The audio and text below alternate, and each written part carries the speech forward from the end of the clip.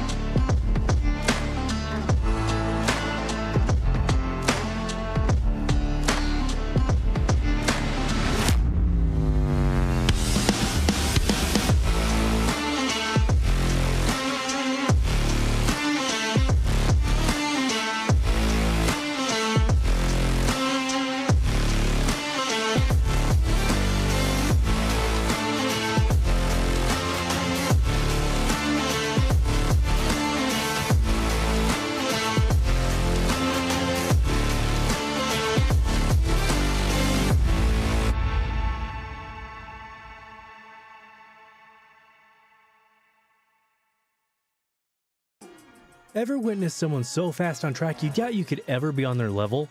The mission of Advanced Motorsports is to demonstrate the speed is achievable for everyone. With the expertise of some of the best sim drivers in North America, we are set to release free content on social media and comprehensive guides on our website. For those seeking the ultimate experience, our Advanced Motorsport Institute and personalized coaching sessions are the way to go. No matter your level of experience, we invite you to follow us on our social media to learn to be fast.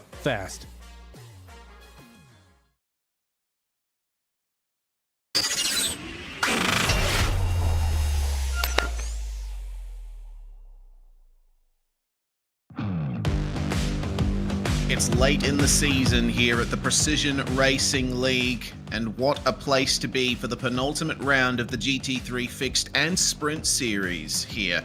Mount Panorama Circuit in Australia. This is something I've been looking forward to for quite some time. I'm Reese Gardner, Dylan Coyle with me in the comms box here on RaceSpotTV.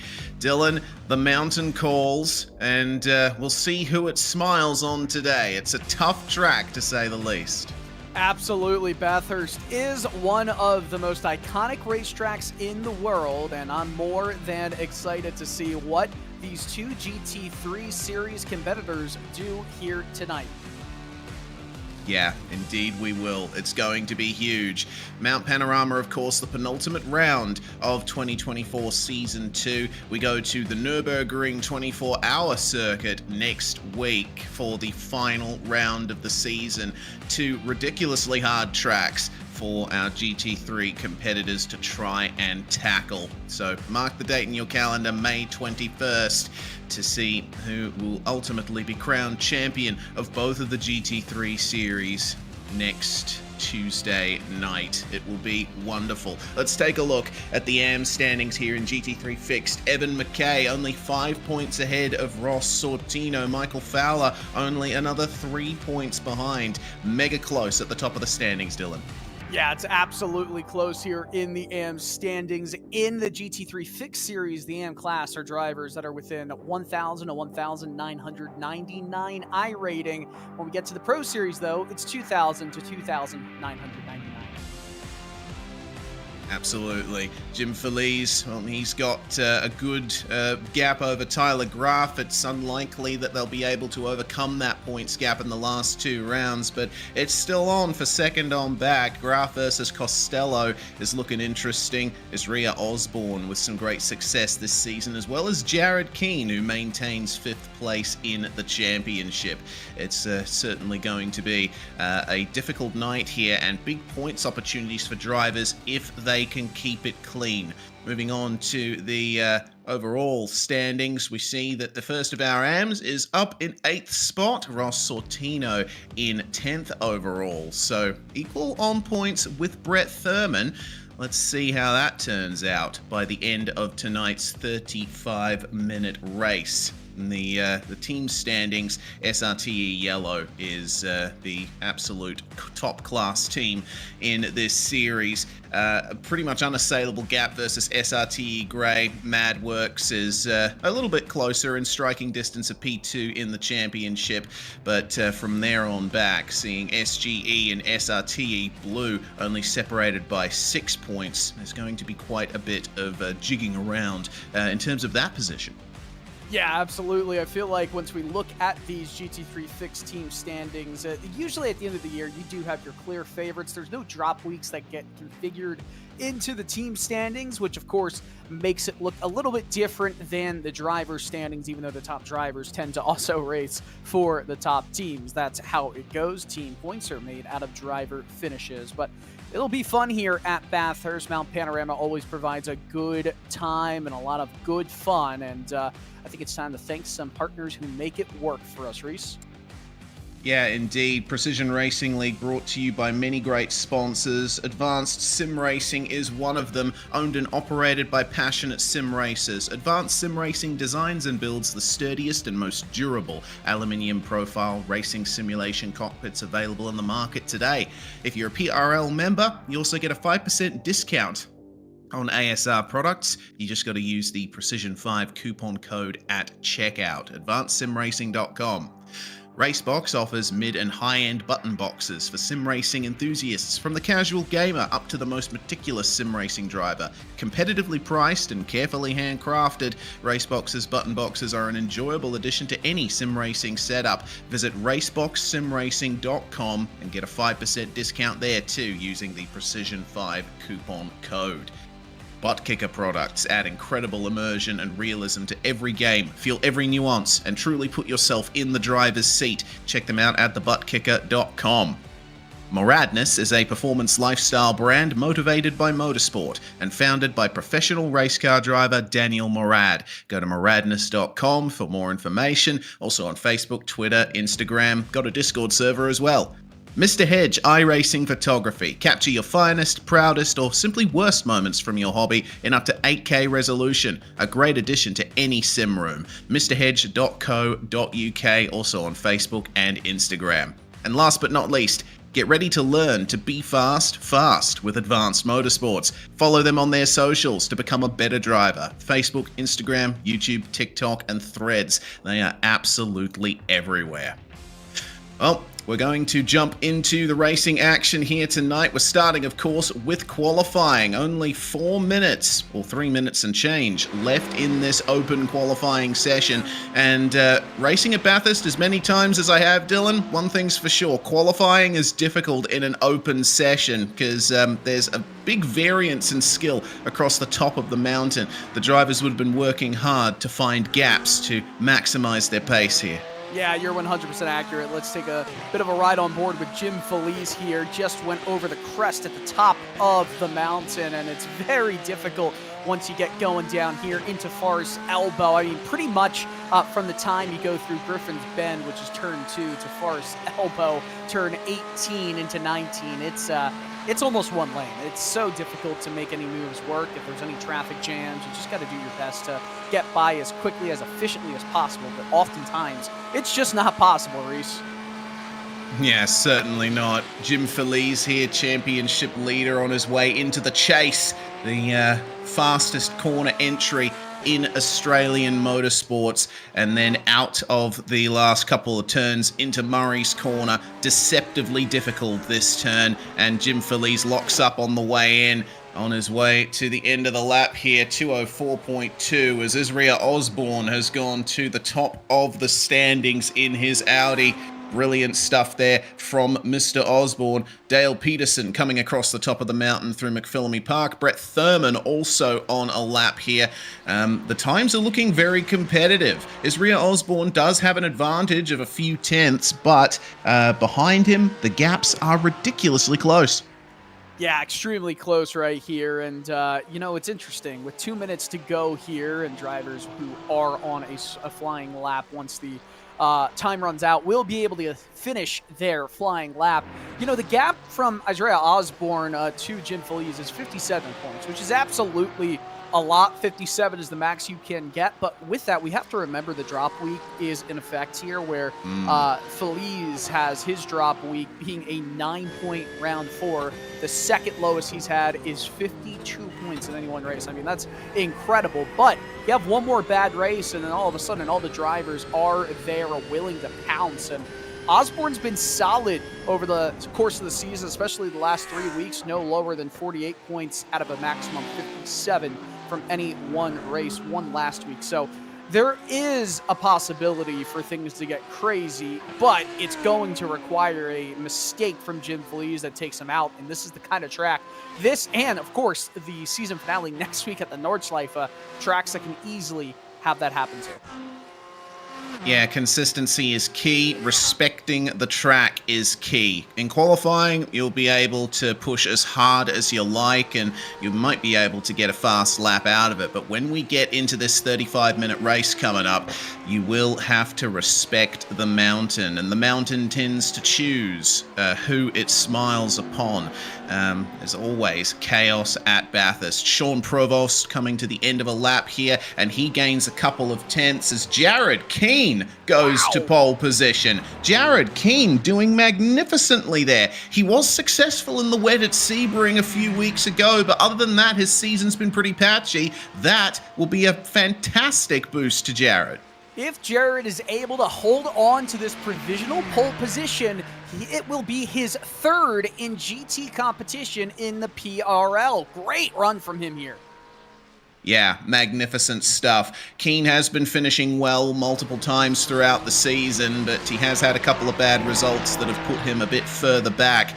Let's see if he can hold on to it. Only 800s ahead of Isaiah Osborne. Can William Fenson stake his claim for provisional pole? 2:03.3, the time to beat for him. 2:02.956, and he goes to pole position. Wow. Massive competition for the top of the field at the checkered flag. That was absolutely stupendous from William Fenson. I mean, all of a sudden, all these drivers are setting in their best laps at the death. We're watching Tyler Graff. Can he do anything currently on a pretty solid lap of his own? Indeed, if you start a lap before the time hits 0, you are able to finish it. This being a single race server coming into Forest Elbow, it's so important to get the exit right out of here. He's a little wide of the apex, but if he can get the power down, he'll be able to carry that momentum all the way down Conrod Straight up to the chase. Late improvement from Nicholas Johnson. He's gone up from 31st to 25th on a 2:04.47. Nice to see, but can Tyler Graff do anything to gain some time here in the final sector? Flat out on the way into the chase, top speed, hard on the brakes, down into second gear, monster all the curbs you can, and now you just got to get to Murray's. Yeah, it's all about this final left-hand 90-degree turn, and right now, it's looking like he might very well improve big time on his best time. Just up above Fenson. It's pole position for Tyler Graff. What a qualifying session, man. I'm loving this. This is fantastic. Super narrow gaps, drivers making huge late improvements in the session. Magnificent stuff from all of these drivers, and this top 5, I was not expecting this top 5. It's going to be a fantastic race. And not only that, the top 5 consists of 3 different cars, 3 different manufacturers. Porsche, Ferrari, and Audi are consistent in the top 5. That's great to see. It certainly is. Let's go through the grid by the time we get to the race session. Tyler Graff, pole position in the final moments of the session. William Fenson will start alongside him on the front row. Jared Keane in third place with Isaiah Osborne in fourth. Sortino will take the AM-class pole, starting alongside Felix Feliz. Brett Thurman is going to start on the fourth row with Sean Provost. Jim Feliz, championship leader, starting in ninth. Man, He's going to have to do some work to get to the front here, with Kern de Gale in 10th. 11th being Tony Costello, and Evan McKay will round out the top 12. Yeah, and Jason Finch will be in 13th. Buck Hamilton alongside Nathan Jennings in the top 15, and all those drivers separated by just under a second. Andrew Trickett, Christopher Rhines, and Soli Saad your first 9 rows, while Joey Costello and Jay Steffi round out your top 20. Pete Magea, David Bush, Jeff Corallo, and Colin McKenzie your top 24, Reese. The number 8 of Nicholas Johnson starting alongside Matt Hilton on the 13th row. Michael Fowler and Ian Cabana sharing a row together. David Morse and Waldo Walden rounding out the top 30. Then we go to Dale Peterson, Andrew Venaro, Chandler and Kalen. Robert Jeffries and Jared Deploy rounding out the top 36 cars. Then we go to Carlos Ocano and Creighton Carter. Kevin Berquist and Ryan Chandler rounding out the top 40 cars. Quincy Carter, Scott Jeffries and Dave Peterson, the last drivers to set times in qualifying. Lucas Nguyen was in practice but did not set a time in qualifying. I don't think he'll be taken to the grid. So we've got 43 cars starting this race at Mount Panorama. And this many cars around a circuit like this is a recipe for chaos. Let's see who survives lap 1. I will eat my sock after putting it in a blender if there is no carnage up or down the hill on lap 1. So will I. And I've got a couple of unwashed socks, and I'm willing to go socks. there. How about that? Yeah. Yeah. All right. Yeah, I think I'll have to set some funds aside for shipping costs from Australia to America, and I think you might have to do the same. Yeah, a little bit something like that. I'll just, next time Shane Van Gisbergen goes back to find his supercar friends, I will ask him to take away one of my socks. But it's going to be a lot of fun to see what these drivers do here at Mount Panorama. The iRacing safety car is about to roll off here. 35 minutes, estimated to be 18 laps. There will be one pit stop in the race. I expect it to happen around the 2/3 point for most of the field. They're not going to take tires. They're most likely just going to go for a splash and dash of fuel. That is the idea for strategy in this race as the field pulls away. Short formation lap at Bathurst. They start on the run to the chase because God knows it's going to be a difficult running doing a full formation lap at this circuit, especially across the top of the mountain. They're likely going to be single file by the time they get there. Tyler Graf has it all to play for here with that pole position by less than 100th of a second. It's going to be a crazy start here, and we hope that you're all comfortable and sitting with some snacks and a drink. Get the popcorn out here on RaceSpotTV. PRL GT3 Fixed is going to get going right now. Green flag flies, and Tyler Graf gets a good run over William Fenson as we are away at Bathurst. Fenson a little bit later on the brakes into turn 1 there, almost ran into the back of Graf, but they managed to get out of turn 1 cleanly. Everyone giving each other space on the way through the first corner, but now we're going to get to Griffin's Bend, and you have to be on the inside through this section, otherwise you're just going to run into the wall. Hopefully no side-by-side from here. Oh, it's going to be tough as we start to head up the hill way too fast through the corner, and in Griffin's Bend, the first victim is taken. Yep, big crown in the road through turn 2. Sortino was on the outside. He just understeered into the barriers. The top 3 breaking away as Osborne is suffering some issues there. Felix Feliz has made his way past as Andrew Trickett, Nathan Jennings. Oh, We've got a big stoppage here going up the hill. Cars having to get towed. 4 wide. They're still fracking and spinning. Yep, the traffic jam out of the cutting. That's a typical feature of big field races at Mount Panorama, and we've seen that affect multiple drivers, including Mark Kalin there in the Ford GT. But we'll flick our way back up to our top 3. Graf, Fenson, and Keane. They have broken away from everyone else. Felix Feliz making his way past Azria Osborne and up into 4th. Now it's up to him to chase everyone down. Oh man, so much calamity in lap 1. It didn't even take till we got to Skyline to see a mess. It might have separated a lot more of the field than they were potentially thinking they'd have to negotiate their way through if it got to the skyline with no problems at all. But as we head to the chase, fast as can be, that right-handed kink, they got to slow it down for the left-hand 90-degree angle, and in the lead is still Tyler Graff, but not by much.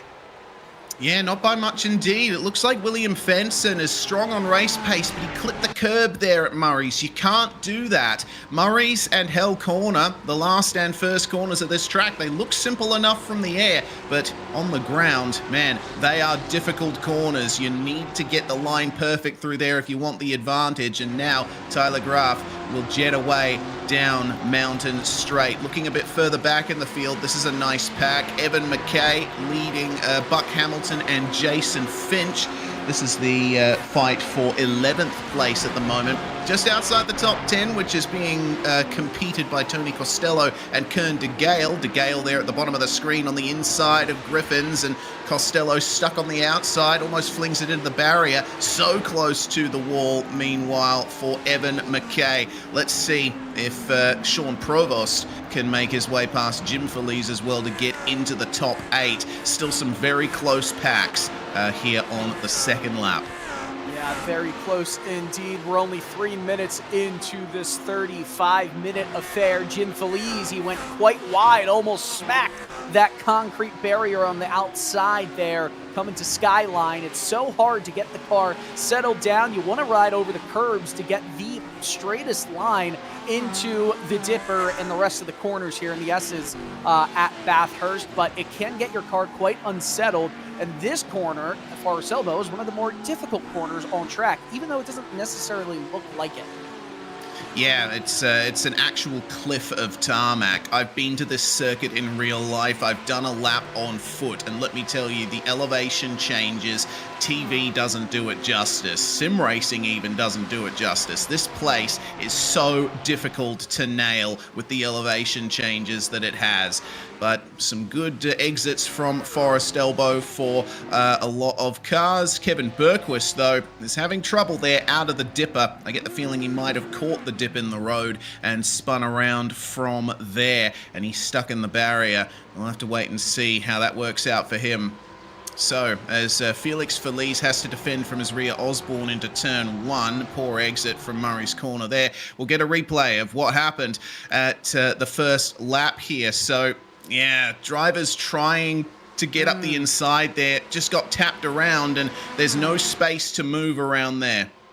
Yeah, none at all, and they were making it too wide, and it was working until, well, it wasn't. A bit of understeer there as we see the run up into Griffin's Bend. 2 cars, 2x2. This might not work out the way they wanted to. Somehow they made it stick for now. Oh man, this is going to get hairier as the lap progresses. Ferrari versus Porsche ×2 there. Buck Hamilton getting it done on Evan McKay. Ross Sortino passing Jason Finch. Sortino on a recovery drive right now. 8 spots down from where he started. And well, now he's got some clear air ahead of him to McKay and Hamilton. We'll see if he can catch up to them and make his move. If you're curious as to who was involved in that incident on lap 1, the main drivers disadvantaged by that, Nathan Jennings and Joey Costello, down 13 and 11 positions respectively. Andrew Trickett also having a massive issue all the way down to 42nd place, 26 spots down. So, out of Forest Elbow, this quadruple car train comes, and Buck Hamilton seems to have an advantage here. The Ferraris are looking pretty strong out of Forest Elbow. In the slipstream of Evan McKay here is Ross Sortino in the Ferrari, but Sortino is trying to cover. He's middle of the road. He's forcing Sortino to pick a side, and that's a good side to pick. He'll be on the inside for the braking zone. Side by side at those speeds is difficult to accomplish, but they got it done, and Sortino is up another place. Man, Evan McKay was riding over the curbs heading into the corner, and that could have been disastrous for both he and Ross Sortino. Remember, Sortino was the one who was off the track in Griffin's Bend on lap 1. He's recovering quite nicely, still trying to make his way into the top 10. Indeed he is. We'll take another look at the incident into the cutting on lap 1, but this time from on board. It's certainly going to be an interesting view. And I'll be waiting for the traffic jam to eventuate here. So chasing the 514 here and getting spun around. And unfortunately, once a car's spun across the racing line there, all you got to do is stop. And the rest of the field, I think, was reasonably good on getting on the brakes there and negotiating that little traffic jam. Usually we see massive pile-ups there, but it seems like most of the drivers got away with it. They did lose time, but it's better than having a damaged car. Yeah, 100% better than having a damaged car indeed, especially at this track where it tests every bit of your mechanical and aerodynamic grip. It pays to have a lot of downforce at some of these corners, but then if you have it induce some extra drag that you don't want, then you're kind of going to struggle, especially coming out of Forest Elbows. We get a look at Jennings' incident on lap 3. Just getting over the curbs, suspension not really built to handle that much hopping, and then, wow, what happened there? I don't know, maybe his that hit to the wall might have damaged the rear suspension and made him lose the car. Not too sure. That run across the top of the mountain is quite difficult to accomplish at the best of times. It's almost flat out in a GT3 car, but you need to pick the line perfectly. You can't run too much over those curbs, otherwise it'll be destabilized. The fight for the lead at the end of lap 4 here. Tyler Graf now coming under more pressure from William Fenson. It seems like Graf is strong across the top of the mountain, but Fenson's starting to come back at him when you get to the straighter parts of the circuit. His rear Osborne currently holds the fastest lap at 2:03.2, and that is a solid 0.4 faster than Jared Keane in third place. So we'll have to wait and see if Osborne starts making some ground up. And if Isaiah Osborne is able to do that with that best lap, I mean, it's something that these drivers are going to have to watch out for. Osborne's been turning it up in recent weeks as we drop back to the top of the midfield. Sully Saad in a battle of his own, battle for 16th. He's leading David Busch just barely as they head into Griffin's Bend. It's the start of the mountain chase, and goodness me, it is quite congested going up the hill. Yeah, and the downside of that is if you're in a train at this point of the circuit, you can't make a pass, as Brett Thurman has had a problem. Thurman was running pretty well, I think in the top 10, but yeah, now he's had to get back going there on the mountain section. It's so difficult to make passes in that section of the circuit. Most drivers don't even attempt it. So what happened to Thurman here? Just went wide and into the wall coming out of Reed Park. That is an easy spot to jump into the wall. Buck Hamilton, meanwhile, problem at the dipper. Buck has lost his front bumper. That's not good for him. Not good whatsoever. That front bumper, look at that right there. I mean, the lead. Oh, goodness me, not looking great at all. Look at this, Tyler Graf, William Fenson. They're going side by side. We're seeing up on the leaderboard as the mid-pack, Buck Hamilton still dealing with that front bumper coming off. Yeah, low speed on Conrod Straight. I think there's some suspension damage involved there too. It's a dangerous spot to see a car going slow as there's an incident ahead. It looks like Sully Saad has been hit off the circuit there, and Busch as well has made his way off the track as well. They do manage to get going. Doesn't look like any damage on the cars, but coming together at the chase, it's very easy to do. And they will lose time and positions from that. So we'll check out what happened to Buck Hamilton here. He was wide coming into the dipper, hitting the wall and then ping-ponging off cars here, and that's how he lost the front bumper. Yeah, just carried too much speed going through the dipper and was not able to recover. You carry too much speed, all of a sudden you're going to just be sliding through the track, unable to get that car slowed down through those very sharp and narrow corners that happen with coming down the mountain here at Bathurst. As we watch with Tyler Graf, William Fenton, Jared Keane, the top three separated by just around a second.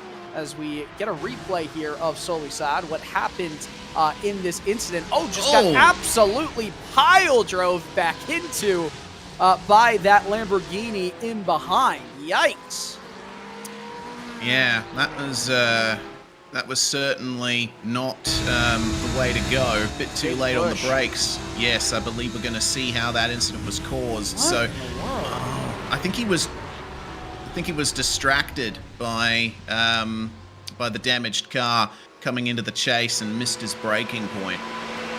Yeah, that's certainly what it was. You start to look to your left, and you have to just get around that slow car, and then all of a sudden something like that happens as we're still riding with this pack here in the middle of the field, and we're hearing that there was an unbelievable save. We're about to see it with you for the first time, and oh goodness, that's an unreal save, losing 2 spots, 3 spots, 4, maybe a little bit more. How about 5 for good measure, but way better than completely ruining your race there.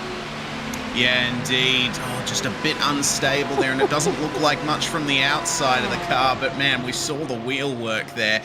He was so close to pummeling into the wall and causing potentially a massive pile-up. The battle for the lead is still on here, and I've been watching this battle on my end. It seems like William Fenson is, he's ebbing and flowing. He's catching up to Tyler Graf. He's trying to make a move, and then he's compromising himself somehow and falling back again. Jared Keane is still behind these two and just waiting in the wings for a potential move if they come together. Now we get to the top of the mountain where Tyler Graf is seemingly very strong, but this time it seems like Fenson is starting to gain on him. Let's see how they go through the S's.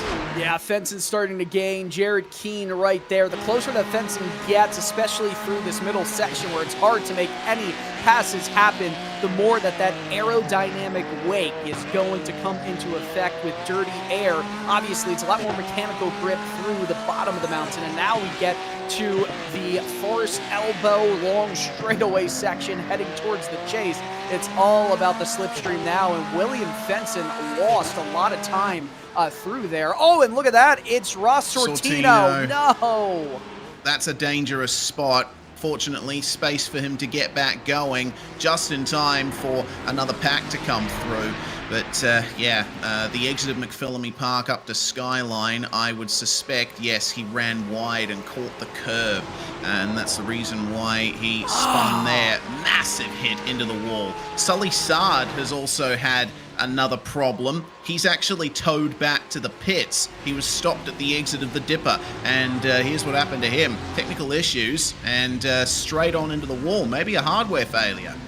Maybe. Things going from bad to worse for a few drivers in particular who have notably had incidents happen throughout this short period of racing so far. We're coming to 20 minutes to go, almost at the halfway point, and it feels like the action has not even completely ended here at Bathurst as we see this battle for 13. Christopher Rhines and Jeff Corallo, 2 cars separated by just a car length and a half. A Porsche against a BMW. Right now, that BMW that is being driven by the 111 of Rhines is the highest BMW in the field. There's not many, actually, only 2 running tonight.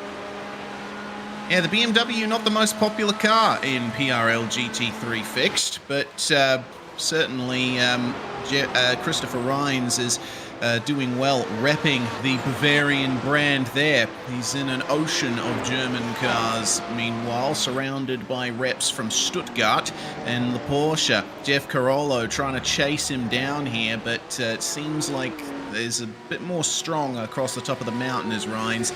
Meanwhile, further up the field, coming into the S's, Sean Provost. He's been one of the drivers that's faced a lot of adventures so far. He's keeping up with Jim Feliz, managing to keep De Gale and Costello behind him. We'll have to wait and see how that works out as Regan Chandler has just towed off the circuit. I think another driver that's booked an appointment with Dr. Wall. A lot of the drivers who have had issues tonight are AM class drivers. It's no shocker that more AM class than pro are having issues. Regan Chandler, we watch on board, the other BMW driver in the field. We talk about BMWs, and unfortunately there's an issue right there, almost clobbered into, and I'm surprised he actually towed it back. He didn't have much damage, even though the rear of his car did kiss the wall. He could have kept going. Here's a defensive line here from Kern de Gale. Kern de Gale trying to keep the Audi behind through Murray's corner. Yeah, very good defense indeed. You don't often see cars going side by side all the way through Murray's corner, but de Gale keeping Tony Costello behind him there. Let's see what the exit's like from Hell Corner. Seems like Kern de Gale got better traction on the way out, but they've lost touch with Provost and Feliz ahead.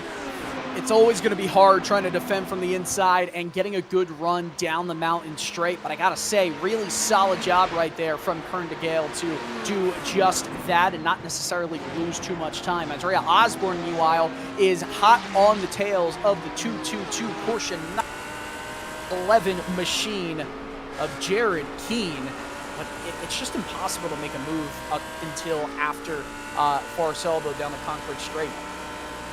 Yeah, indeed. Osborne's pace has been ridiculous so far. We're getting our first scheduled pit stops from Ian Cabana and Andrew Venaro down in the field. And oh no, that's Felix Feliz. Oh no, Feliz was running so strongly in the top 10 there, but it seems like an issue out of Sulman and into McPhillamy Park. And oh, that car looks mega damaged. He's trying to get it back up to speed, but I can see there's some suspension damage there. Oh dear, that hit to the wall right at the end of the concrete barrier and hitting both ends of the car on the concrete barriers. No surprise to see that he's having big issues keeping it straight now. Yeah, absolutely. And with a lot of time still remaining in this race, that's going to be impossible to put down competitive lap times with, as currently he's in 12th. He was in 5th, running top 5 race for him, and obviously that's not how it's going to go, as we see Felix Feliz letting by, not really letting by, just not having enough to defend against Christopher Rhines right there. So Rhines moves up to 12th. He is the highest and now only BMW driver on track, and doing a solid job right here. Yeah, good stuff from Christopher Rhines. Total positions gained 5 as it's on for the lead. Slipstream here for William Fenson, but Tyler Graf doing the correct thing and defending to the inside of Griffin's Bend. It's difficult to make an outside move here. And see, in the middle of the road, there's just no grip out there. There's banking through that corner, but it's only on the inside. If you're going side by side into there, you want to be the car on the right. It almost feels like the car drops off. It's opposite banking, right? It's concaved in on the outside. It just sucks you up to the wall. There's nothing you can do about it. If you can almost pinch the car down the inside, going around Griffin's Bend to then just have a wheel, front wheel in line with the rear wheel going into turn 3 in the cutting, you might have a shot. Yeah, you just might. Interesting to note that Felix Feliz, despite the damage he's gained, has not jumped into the pits yet. He's trying to stay out here. Well, seeing the issues people have getting around him, I think it would be pertinent for him to jump into the pits at the end of this lap. I'm interested to see that he hasn't done that yet. Yeah, me too. There still is time. Oh, and look at this. Tony Costello, another driver running a very solid race within the top 10. And that is seemingly day over. He gets a tow back. So many drivers in prime positions having struggles in this race. All it does is give a driver like Jim Feliz more space to just gain points and stay where he wants to be. Yeah, Costello was running in 8th at the time and just, going through the dipper. The weight transfer isn't great as Fenson and Graf are together for the lead. Graf managing to... Oh, okay, that's why. So Graf coming into the pits. Okay, we had a bit of a heart attack moment there. But Graf pitting earlier than everyone else here in the top 10. Let's see if that works out for him. Now William Fenson has some clear air. He might be able to gain some time with an overcut. Yeah, that is certainly a good move. I'm excited to see what Graf is going to do with this early pit stop for him. Fenson's going to hope that he's unleashed a little bit. Isaiah Osborne, by the way, still on a best lap, and as Graf is coming out into traffic, I think this is going to absolutely destroy his opportunity to get a fast time here. Fenson's just been unleashed. He's got clean air. He's got no traffic. And now Tyler Graff has some opposition, and Pete Majaya going down the inside or just peeking out there. That could have been really dangerous for Graff. Yeah, could have, but it seems like Mejia was aware. Yeah, no, it's not good for Tyler Graff. He's going to be right in the midst of the midfield, who are running times about 2 seconds slower than what he could run, and that's no good at all. So we'll have to wait and see how much time he ends up losing. He does have a little bit of clear air here behind Jay Steffi, so the run across the top of the mountain won't be compromised too much, but just have to wait and see if Rhea Osborne, William Fenson, Jaron Keed will be able to gain time from here. Speaking of Osborne, in the slipstream down Conrod Straight, this is the closest he's been to Keen in a while, but he's not close enough to go for a move under brakes. They're coming up to the pit lane. Let's see if they end up responding to Tyler Graff. And it looks like Fenson will, and Keen and Osborne will follow him in. Well, I'll tell you what, I think that this could be absolutely disastrous for Tyler Graff. I wouldn't be shocked to see him fall into fourth out of the podium if the traffic hurts him as much as I think it's about to. Here's the live picture. He's in the big screen in the middle. The bottom right are the top three currently in the pits. Is this going to hurt Tyler Graff? That is the question. Tyler Graff's pit stop was 11.5 seconds, and he's just coming into Murray's corner now. All of these other guys in the pits are right at the end of pit lane, so they'll get spat right out onto the racetrack. This is the crucial moment. Fenson is away, and it looks like he is going to come out ahead of Tyler Graff, just entering turn one. Man, Graff lost a lot of time there.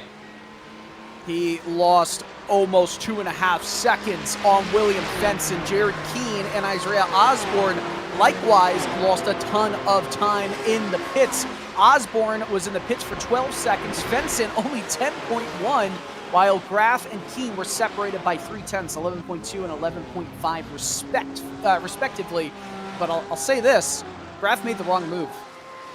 Yeah, I think it wasn't the best idea to pit early before everyone else had come into the pits. You know, at a track like Bathurst where it's so hard to pass. Looks like Provost has had a bit of an issue here. He's slow coming up the mountain. What has happened to the number 3?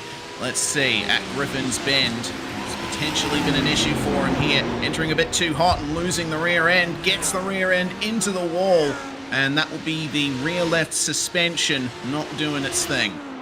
Oh man, such a rough track, unforgiving, and a lot of drivers being caught out. Some top-notch drivers in this race who have struggled with issues. I mean, you see right now we've got intervals between drivers up on the leaderboard, but in terms of time back and laps lost, there's been a lot of drivers who are out of this race. As the battle for 19 continues to heat up. I mean, it's in the top half of the field, but it might not even be in the top half of active runners in the field, though.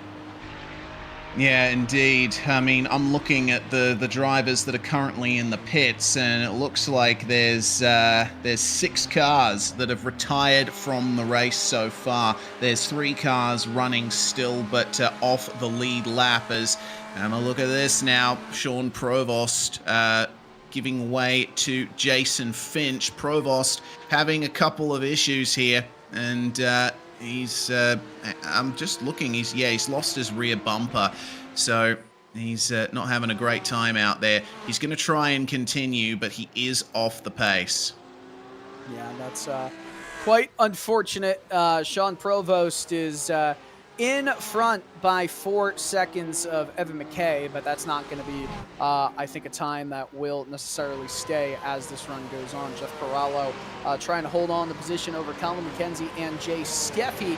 Right now, Colin McKenzie is not on the podium in the AM class. Jason Finch, Sean Provost, and Evan McKay are those 3 drivers that lead it. Obviously, Provost has a bit of an issue right now, but they're running 8th, 9th, 10th, respectively. McKenzie in 13th. Mejia is in 15th, and he's right alongside Waldo Walden for 15th, actually. He is over the crest on Mountain Straight, and Walden will take the position there. Mejia, I think, we've seen that happen before there with Tyler Graf when he'd just come out of the pits. Mejia, I think, is just playing it safe here, which is the right thing to do at Bathurst. Sometimes you just need to give it up, and it'll come to you in other ways. Sometimes being aggressive will pay off at Mount Panorama, but 9 times out of 10 it won't. Yeah, unfortunately, it just did not work out the way that Graf was wanting to as well. But I will say this, Graf has cut down that gap considerably. We'll get back to that in a little bit with 8 minutes to go here. This battle is a good look at how difficult it is to follow and even set up a move, because you can be as close as possible. You can be almost bump drafting through the chase and through the skyline, through all the parts of the top of the mountain. It does not matter what you got until Forest Elbow. And look at the separation. It's not that big, but the slipstream, it's going to have to really work into the favor of Nicholas Johnson here, heading into the chase to even have a shot at this move. Yeah, indeed. He's going to try and pick up the slipstream and maybe pull a move in the braking zone, but he's not close enough for it. If there's more than half a car length between you, then it's not worth trying to dive up the inside. And if you're strong on the bottom half of the circuit, then you're going to be able to defend the position, just because it's so hard to pass coming across the top. Coming into turn 1, meanwhile, Jeff Carollo trying his best to hold on here versus McKenzie, Steffi, Andrew Trickett as well. Andrew Trickett down in 34th place, lap down, and he's having some trouble in this round today. But at the very least, if he continues like this, he'll be able to get a points finish. Carollo trying his best now to get the best exit as, oh no, Ross Sortino having further problems here at Hell Corner. He's lost the rear wing. Careful on the re-entry. The Mercedes has to go for a big weave to get it past him there. Provost, meanwhile, for the AM class lead, still chasing down Jason Finch, sorry. Evan McKay, actually. Evan McKay. Yeah, Evan McKay, sorry. He's driving the same color car, more or less, as Jason Finch. I got them confused. Look at this at Skyline. This is a bit close here. Don't go for the move. Oh, no. Don't do it. Don't do it. That's why you don't do it. That's just, if I'm Jeff Carollo, I'm upset, but at the same time, that's 2 cars that were side by side. You can't really say one was had the corner and one wasn't. Both were being very stubborn right there, but it is on the driver trying to make the move work to make it work safely. We'll have to catch a replay, see if there was room given, but you just don't, like you said, you just don't do it. You don't go side by side through Skyline. No, certainly not. Feliz, meanwhile, on the recovery here, trying to get it done on Nicholas Johnson. Coming into the chase, Pete Mejia up ahead of them.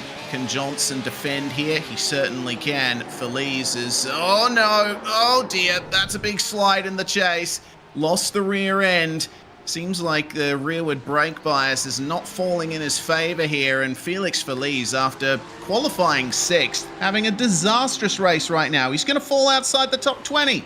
It's crazy because you know he's got speed right here in this race, but a lot of drivers have shown that they have speed over the course of a lap or 2 or even 3, but they can't string together 4 consistent laps in a row. William Fenson was only up by 1 2 2/10 over Tyler Graf, who was trying to charge back and take back the lead of the race. However, Fenson has done a really solid job over the last 3.5 minutes, 2 laps to recertify that 2+ second advantage. Graf is catching up, though, through the mountain. Yeah, he is. Graf has always been strong across the top in this race.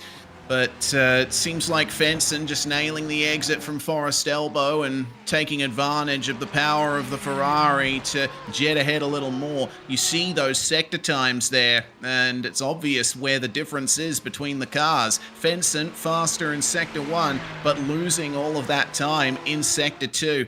They're basically in lockstep right now. Oh, Slight technical issue there for William Fenson. That's a bad time for that to happen, as Sean Provost has had further problems at Skyline.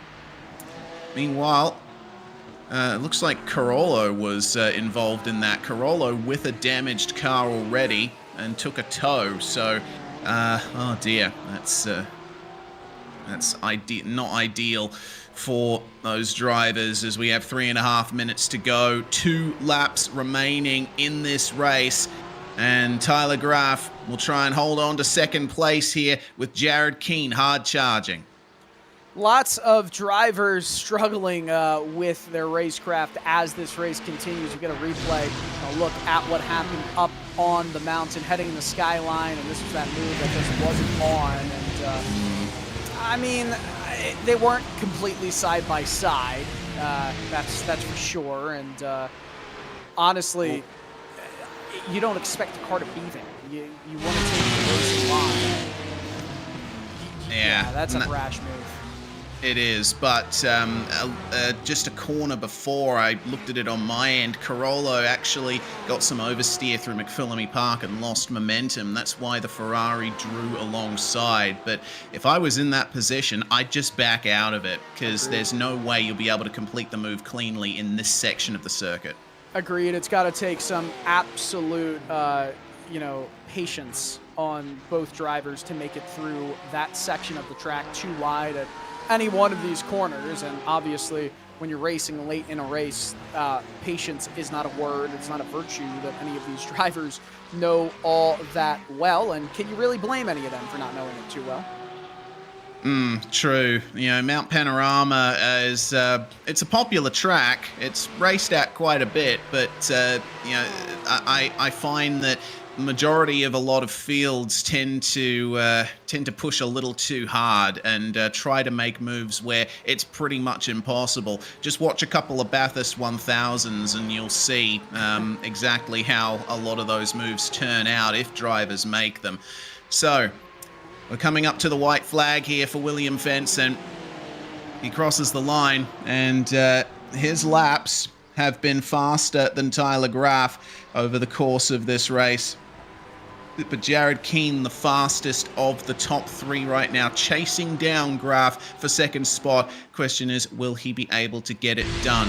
Replay, meanwhile, of Mackenzie. This is Mackenzie's view of Carollo's incident. Carollo was slow, and then he got some oversteer, lost momentum, and then he thought, yep, it's time to go for the move. But no, you can't go side by side through this section.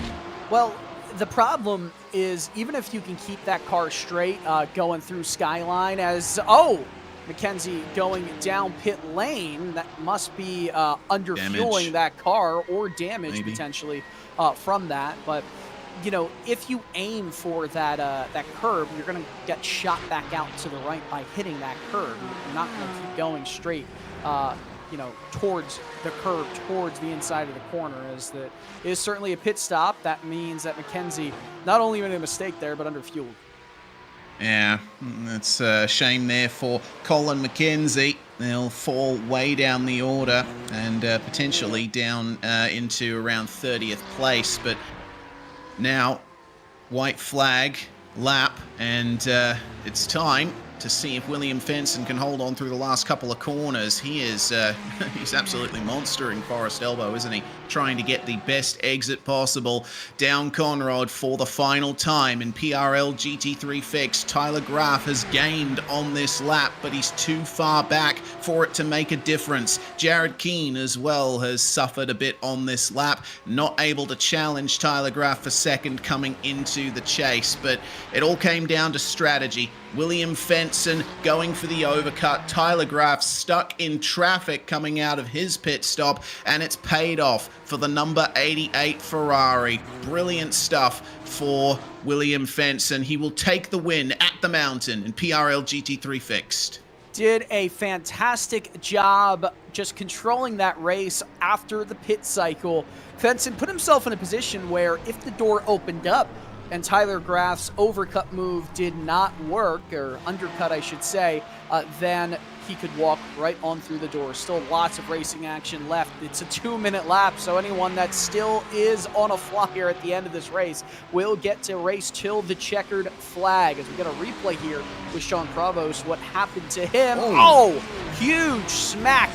Not even in Skyline yet, but just, you know, a little bit of understeer, hits the curb on the outside and just unsettles the car going into the bottom of the hill run. Yeah, what a disaster for Sean Provost. He could have gotten a top 10 out of that, but he'll have to settle for a place way further down. So last few finishes here, the 9-10 of Matt Hilton trying to chase Ian Cabana to the finish. He wasn't able to make up that ground, and the further finishes here in the rest of the top 30. Mark Kalin with a very dramatic race in the Ford GT, coming across the line in 23rd spot. Still seeing that Costello, Costello is alone on track right now. Showed it in a battle on my timing, but all he can do now is cruise to the finish in 30th. And as he crosses the line, that's going to officialize the race results, and we can go through them before chatting to our drivers. Man, what a race it was here at Mount Panorama. William Fenson was the one who came out on top, 8/10 ahead of Tyler Graf. Jared Keane also on the podium. Isaiah Osborne, well, he had a great race. He lost out a bit on the first laps, but was faster than Keane through the majority of the running. Feliz is going to finish in 5th place, a solid finish to back up his championship lead. Kern de Gale and Brett Thurman rounding out the top 7. Jason Finch taking the AM class victory ahead of Evan McKay, and it looks like about 11 seconds separating those guys. Christopher Rhines, the sole BMW left running in the field, will get a top 10 for his troubles. Jay Steffi will finish in 11th with a slew of amateur class drivers, while the Walden, Pete Magea, Nicholas Johnson, Joey Costello, David Morse finishing in 5 in a row for the AM class. Dale Peterson and Andrew Venaro 17th and 18th before Ian Cabana. Then the Ferrari finishes just over a second behind. Matt Hilton and he were racing for 19th. They are the top 20. 21st place was Michael Fowler, up 6 positions. Good stuff there. Ryan Chandler, meanwhile, started 40th, ends up 22nd. What a fantastic run that is from him. Mark Kalin also making up positions despite having to slow down for that traffic jam on lap 1. Peterson will make it from 43rd and last up to 24th place, consistency being key. Carter and Costello, the last drivers to finish on the lead lap. Colin McKenzie, a late pit stop. Unfortunately, doesn't look like he fueled up the car enough, with Provost suffering major dramas in the second half of the race. Big shame for the number 3. David Bush and Felix Feliz will round out the top 30, and Feliz is another heartbreak story.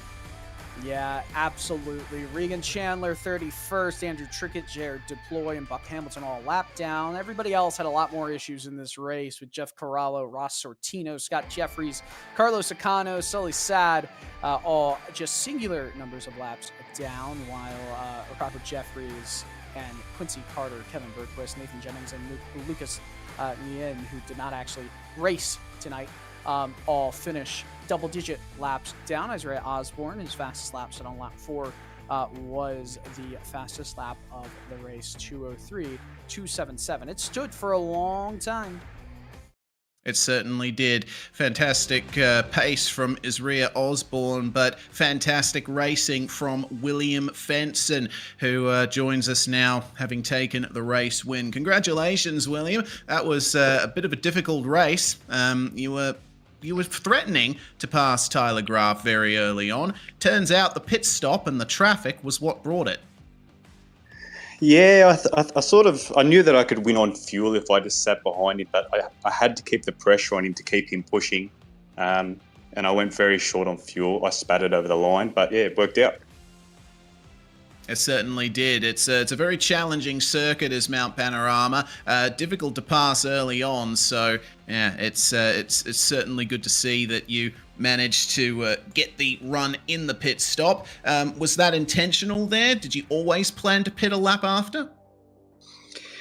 No, I mean I had the extra lap of fuel, so I figured I would just go for it, do the opposite, and hope for the best. I'm sure he thought the same. Yeah, indeed. Well, next week we go to the final round of the season at the Nürburgring. I suppose this has provided some valuable experience for that round. Yeah, to a degree. I've never actually raced Nürburgring, so it's going to be an interesting one for me. A bit of learning this week and see how we go. Indeed. Fantastic stuff, William. Thank you very much for joining us, and hopefully we get a chance to chat to you next week. Cheers, guys. William Fenson with a fantastic victory there. And starting on pole, finishing second, Tyler Graf stood by with Dylan. Yeah, Tyler, I'm sure it's a bit of disappointment there. You had the lead for the first half of the race. You tried the undercut, but you got put out in traffic. Ultimately, it probably wasn't the wrong move, or right move. Yeah, it was 50-50. William was going to have less fuel to put in than I did anyway. He was in my draft that whole run. I knew he was going to have a shorter pit stop, so I took a chance and decided, well, maybe I can get behind one of these guys in the top 10 and have draft on my outlap. And it kind of worked, but he just had less fuel to take, I think, and got out of the pits quicker. That was we weren't like close the whole time, but that was like a really fun battle because that Ferrari power down the straights is just insane here, and I could gather it back up at the top of the mountain and at the bottom at the twisty bits, and it was a fun battle. It definitely seemed like it was a fun battle, and at the end, Jared Keane was closing in on you. Was it a bit of a fear that if you start looking at the attack, you might open yourself up for some attacking from behind? Oh yeah, there was a couple laps where I almost went down the chute or whatever you call it when you're going down the hill there, where the geological oddity spot that Darrell Waltrip said. There was a few times I was going down there and the car just almost turned around backwards, and I was having to cool down my rear tires, and Jared was getting a little close, so I just took it easy and ended up reeling in William a little bit, but once he had the lead, once Ferrari's in the front, it's gonna win, and he used every bit of it perfectly and got away. So I'm just excited. I beat who I needed to beat today, so we'll see what happens in the finale next week. Now, next week, obviously, the Green Hell, Nordschleife, it's not a drop week. However, it almost felt like you even though you finished second, you finished ahead of Jim Feliz, who finished in fifth. Were there a few points, I think, left on the table? It's his worst finish besides round 4. He hasn't finished outside of the top 2 and really finished the race until today. If you get first, maybe you cut down the disadvantage and have a better shot of taking the title. Yeah, and like I said, I had to push the car so hard at the end, it would have been take second or possibly wreck the thing, and at that point you kind of just gotta settle down and bring home the points. So I like the Nordschleife. I'm in no ways an expert of that place, so I've been practicing on and off for a month, maybe even more than that, so I'm getting the feeling down, but 100 some corners is a lot of memorizing. Well, we'll see if you can memorize it as well as possible over the course of the next week. Tyler Graf, congrats on P2. Thanks. Not a problem. Tyler did a really solid job right there, Reese, but Jared Keane finished third and was chasing late. Indeed he was. Hello, Jared. It's been a while since we've talked to each other. About, it's got to be more than 10 years now since we last raced with each other. Good to get in touch again. The mountain is one of the hardest tracks to nail, and it's a great feeling when you do nail it. How was it for you with that lap in qualifying? Well, back-to-back third-place finishes for me in the last two times we've been here. So I really like this track. I thought I had pole. I ended up going off in turn 1 and didn't get the last shot at it on a low fuel run. So ended up not being getting that last optimal lap. But guys nicked me. But man, that was a fast group in front of me. Yeah, it certainly was. You stayed in touch with them all the way through as well. Did you ever feel that you had any chance at a run into second? Yeah, I did. Coming out of the pits just a second and a half or so, I felt really racy. I had a clean car. And as I was closing it in on Tyler, I saw him make a couple contacts. I don't know if his net code or not, but a couple of contacts with the wall, and I thought maybe I could chase him down, but man, he was too consistent and too fast. Well, another podium on the cards for you this season after that second place at a wet Sebring a couple of weeks ago. We obviously go to the Nürburgring next week to round off the season, and I'm sure you must be looking forward to that. I am. I think it's possible that my team wrapped up the championship tonight, SRT Yellow, and Jim, of course, nestled up in I guess 4th or 5th behind me, so he's still probably in the lead for the individual championship, and I'm pretty competitive at Nürburgring, so let's hope we can finish strong.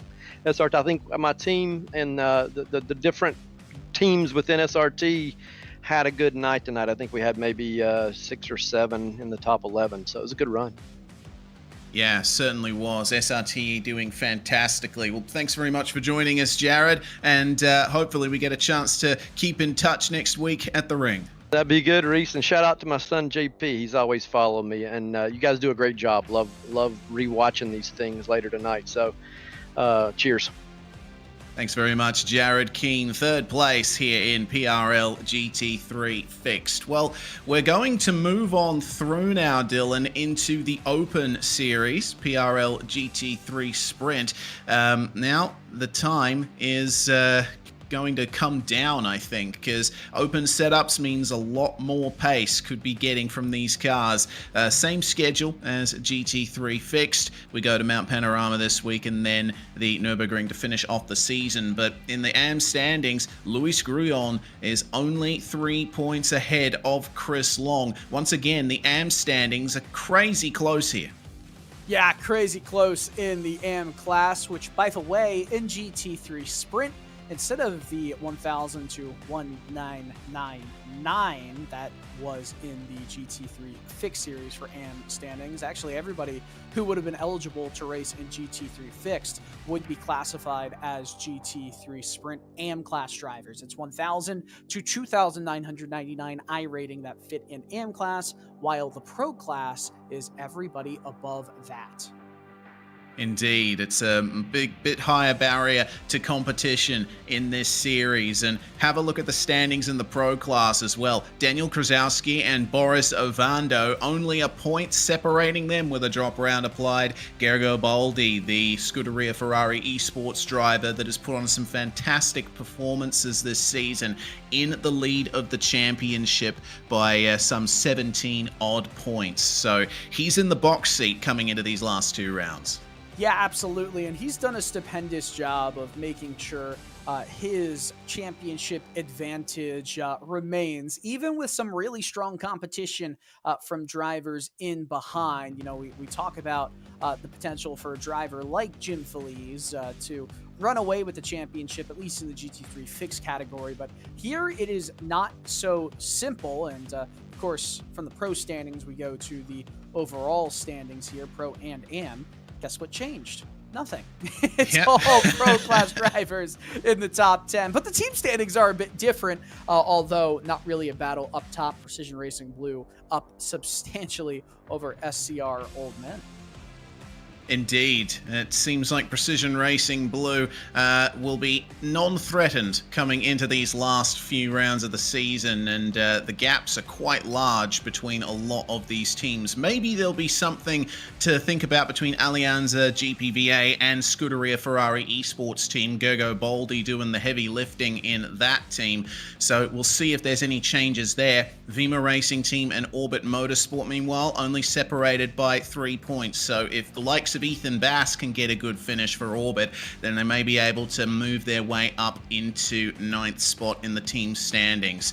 Well, we're going to jump on in to this session, and oh dear, it is soaking at Mount Panorama. Yep, we've got 28 cars registered for this race, and look at that. Got a little bit of the right side tires on that white paint that outlines the track, and you just see how slippery it will be. We talk about the speed that drivers can gain by these open setup races.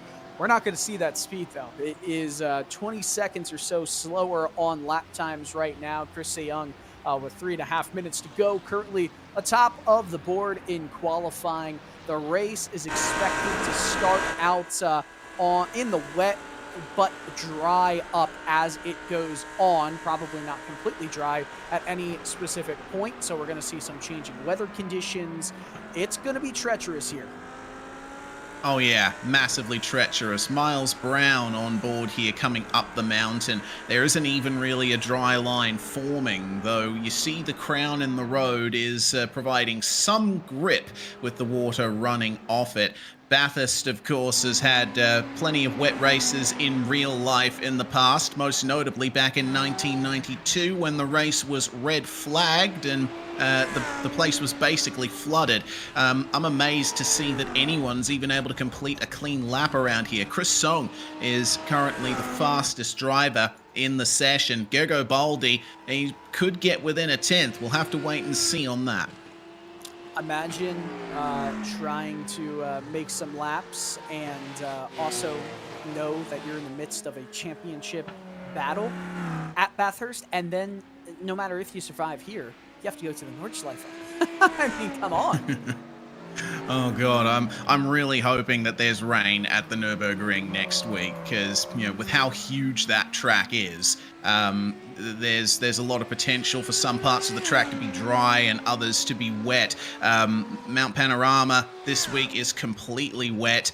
I don't know if we're going to be seeing much in the way of session improvements, as you said, with the weather, but there are improvements in qualifying, with Martin Crisp elevating himself to 4th in the last couple of moments. Luis Grulon has worked his way up to 24th, putting Devin Brock down to 25th, as Brown is coming to the end of his lap. Let's see what he can do in these final few corners. 225.7 is his fastest lap, and that is over 3 seconds slower than the top time by Chris Song. Just stay off the flooded areas of the track and you can get the grip that you need. It's going to be a 226.3 for Miles Brown. No improvement thus far. Only a minute left in the session, and now the pressure's on for the likes of Martin Crisp to work his way further, potentially into the top 3. Well, you have to wonder how the conditions have changed over the course of this qualifying run. It doesn't look like it's changed too much, so these drivers are still making laps on track because they feel like they can best the current top time set by the car number 18, Chris Young, 222.279. Baldi is close behind, but oh man, that's scary. There, that's terrifying. You never want to Jump see scare. that coming over Skyline. Yeah, It didn't really hurt Crisp's time, though, because it was off the racing line. Yeah, indeed. And Chris was able to go on through, but over the crest into the elbow. Oh, hold on to it, mate. No. No point to keep that lap going there at this point. There's only 4 seconds left.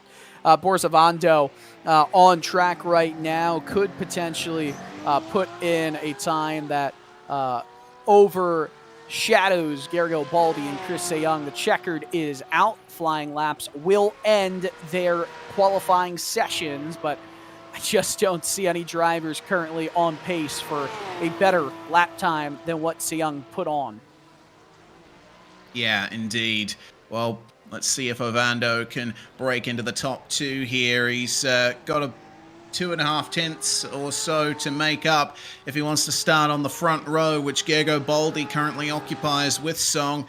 Just one more corner to go for the Precision Racing Esports driver, and he's driving the line properly here. He's keeping it on the drier parts of the track. 222.5 the time to beat. 222.0. How about that? That's pole. Boris Avando, the only driver that had a shot, honestly, to set a fastest lap, has done just that. But Chris Young, he's going to have one more chance to get back up to the top spot. Obviously, the conditions have not worsened. Otherwise, Avando would not have been able to set that pole time. Look at all the input. Oh, he almost had to he really had to overcorrect there because he almost put that car into the wall. Yeah, he's driving hard, and oh dear, he's hit the wall. That's going to invalidate his lap. Gergo Boldi is currently finishing his lap. He's making his way into the chase right now. We'll see if there's any kind of response here from the Scuderia Ferrari Esports driver. Can he beat Song? Can he beat Ovando? Is the question. Middle of the road, coming into Murray's. Widen the line on the way in, stay off the puddle on the inside, and accelerate to the line. It's going to be a 2:22.3 for Baldy. He will not improve. That confirms Boris Ovando for pole position. Song just tapping the wall. Unfortunately, that lap will not end up counting, and he'll jump into the pits here, practice his pit stop, because well, you think Mount Panorama's pit entry is tough in the dry. Think about it with a wet track. Last driver on a lap at the moment is Ethan Bass, currently 14th place in the Orbit Motorsports Ford GT. One of the drivers that loves to rep the old fjord there, but he's going to be driving through a fjord right now. Pit entry not going well for him. So that's going to be the end of the session. And we can go through the grid presently. Boris Ovando, again, massive late improvement, same as in fixed. But man, what a lap it is from Boris Ovando. Front row with Chris Song. Gergo Boldi's going to start alongside Martin Crisp, the two Ferraris there on the second row. Emmett Lindquist and Marc-Andre Garon, two more Ferraris on row 3. David Mendonca is going to start out of 7th spot alongside Kevin Simpson, the top BMW in the field. Juan Lemus and Fernando Jaquez going to start in the top 10. Kevin Cantonio will start 11th, and Rich Calais is our AM-class pole in 12th. Chris Stewart and Ethan Bass in that fjord, starting 13th and 14th, while Jason Hodgson and Ray Dominguez alongside each other in row 8. Juan Malagon and Miles Brown will be in the first 9 rows at the tail end, while Aiden Young and Artie Mercedes in the Porsche starts top 20. Alex de Almeida, Luis Grillon in 21st and 22nd. Douglas Corey, 23rd, Chris Long in 24th. Only 4 more drivers in the field left. Only 2 more set times. Devin Brock and Richard Savager, 25th, 26th. Chase Wilson and Sean Murphy did not set lap times. Not sure if they're going to participate in the race. They were in the practice session, but if they do, they will be 27th and 28th. 40 minutes here at Mount Panorama. We had 18 laps in the last race. We're expected to do 17 here, even with the extended time, because of these conditions. Yeah, and we're hearing it's going to rain the whole time in this session. There aren't going to be any breaks in the rain. So prepare yourselves for a white-knuckle ride across the mountain. Sean Murphy is going to take to the start as we check out the weather radar here. And, well, that is just a sea of green. Yikes. Yeah, this is going to be a frightening race for all the drivers involved. It's not going to be drying whatsoever. And by the way, before we get started with this GT3 Sprint Series race, some news, some updates on the permutations for GT3 fixed. The finale at the Nordschleife next weekend. Jim Feliz, all he has to do, if the maximum in terms of pole position and fastest lap bonus points in addition to the win is gotten by Tyler Graff, all Feliz needs to do is finish 18th, and he will be the champion. Andrea Osborne has the slimmest of opportunities to win as well, but every single thing needs to go his way. Like, everything needs to go his way.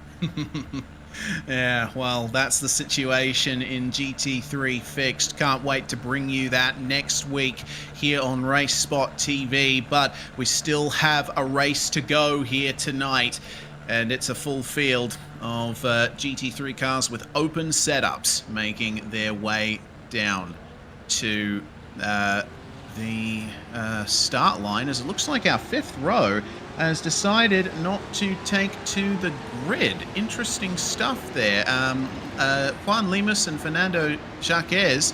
Oh no, Fernando's had some internet problems. His connection's dropped. That's already a disastrous start to the race for Fernando Jaquez, and not sure where Juan Lemus is, but hopefully he gets back out onto the track presently, because Boris Ovando is coming down to the final corner now as the iRacing safety car pulls into the pits, and we get ready for our start here in PRL GT3 Sprint. Ovando on the power in the wet. Green flag flies, and we are away. An absolute cloud of spray coming up over the circuit as they make their way into turn one. Got to be careful on the brakes here. Don't run into the back of anyone. Side by side between Lindquist and Crisp, and they work themselves out there. Same for Rich Calais and Kevin Simpson. Simpson's going to lift out and move in behind as Ovando is feeling the pressure already. He's trying to get his tires warmed up for the run up the mountain.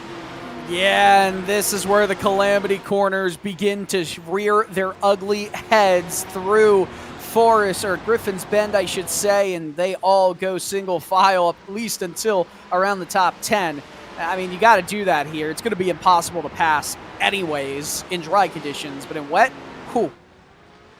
Yeah, it's certainly difficult to say the least. Ovando is going to hold on to the lead, and everyone's slowing right down into the cutting behind. It looks like there haven't been any incidents into the cutting in this race. Great to see that this field is giving each other the space and being nice and careful here on lap one. They'll be able to get into a rhythm soon and try and go for positions, but you think passing's hard across the top of the mountain in the dry, as you said.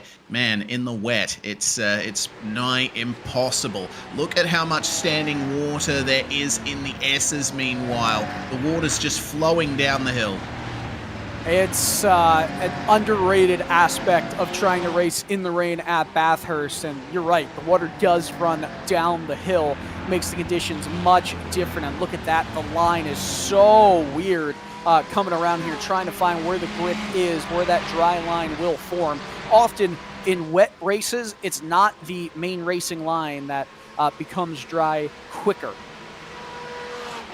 Indeed, update on Jacques and Lemus. It looks like Lemus is manually disconnected from the server. He probably missed the start for some reason, but Fernando Jacques is back in the server and might be making his way out onto the track. There's a big incident in the chase. Meanwhile, Emmett Lindquist going for a huge run in the gravel trap. He's come to a stop before getting back onto the racetrack, though. Doesn't look like anyone else was involved. Oh man, still trying to get back onto the track, but it's almost like you're just trying to gain traction in mud when you're on the grass, because guess what? It legitimately feels like mud. It's hard to get anything going there. Yeah, massively hard indeed, and looks like unfortunately Lindquist did that all on his own. There's fighting going on further back here. The Lamborghini of Miles Brown trying to keep the Ferrari of Aiden Young behind. Young with a fantastic run in the GT4 and LMP3 series yesterday. And he's certainly looking to work his way a bit further up now. He's already up 3 spots from where he started. Luis Grulon and Emmett Lindquist. The major problems here on the first lap as Young's going to go for the inside at Griffin's Bend, which is exactly where you want to be. Beautiful move from Aiden Young. Miles Brown will give him the place and fall under pressure from Alex de Almeida. Yeah, that was one of the best moves we're going to see at all. At any point in this race, set it up perfectly, put those right side tires in through some of the puddles as Murphy has gone around and almost came back out in a very uncomfortable spot. But Marc-Andre Garon, we now watch, and we're going to get a replay of that move just a little bit ago. Emmett Lindquist, yeah, there you go. Fortunately, there's more grip on the gravel and grass in this build of iRacing than there used to be. And oh no, Chris Song! Chris Song! Oh, starting second, going for a spin in the dipper. What's going on for him there? It's all about consistency, keeping up the pace, keeping it safe, and evidently Song lost it into the dipper all by himself. Chris Young is going all the way to the back of the field. We'll watch on board, and he felt himself lose the rear end and then put some more throttle into it. Aiden Young is around going down the mountain too. Drivers just struggling all over here. Yeah, the mistakes are starting to creep in, and it's usually happening on braking and turn, and it looks like Young's managed to avoid too heavy contact with the wall. Around he spins, and Wow, he was very fortunate there. Only a light tap to the rear as Brown had to slow right down to make his way around. But, well, I think Aiden Young will be a little bit mad at himself for that one. It's never fun when you make a mistake by yourself. Gergo Baldi currently taking the fastest lap, 4/10 faster than Ovando. And now with Chris Song out of the picture, Baldi has a proper run at victory here. But we'll keep our eyes in the midfield. This is ridiculous, this amount of spray.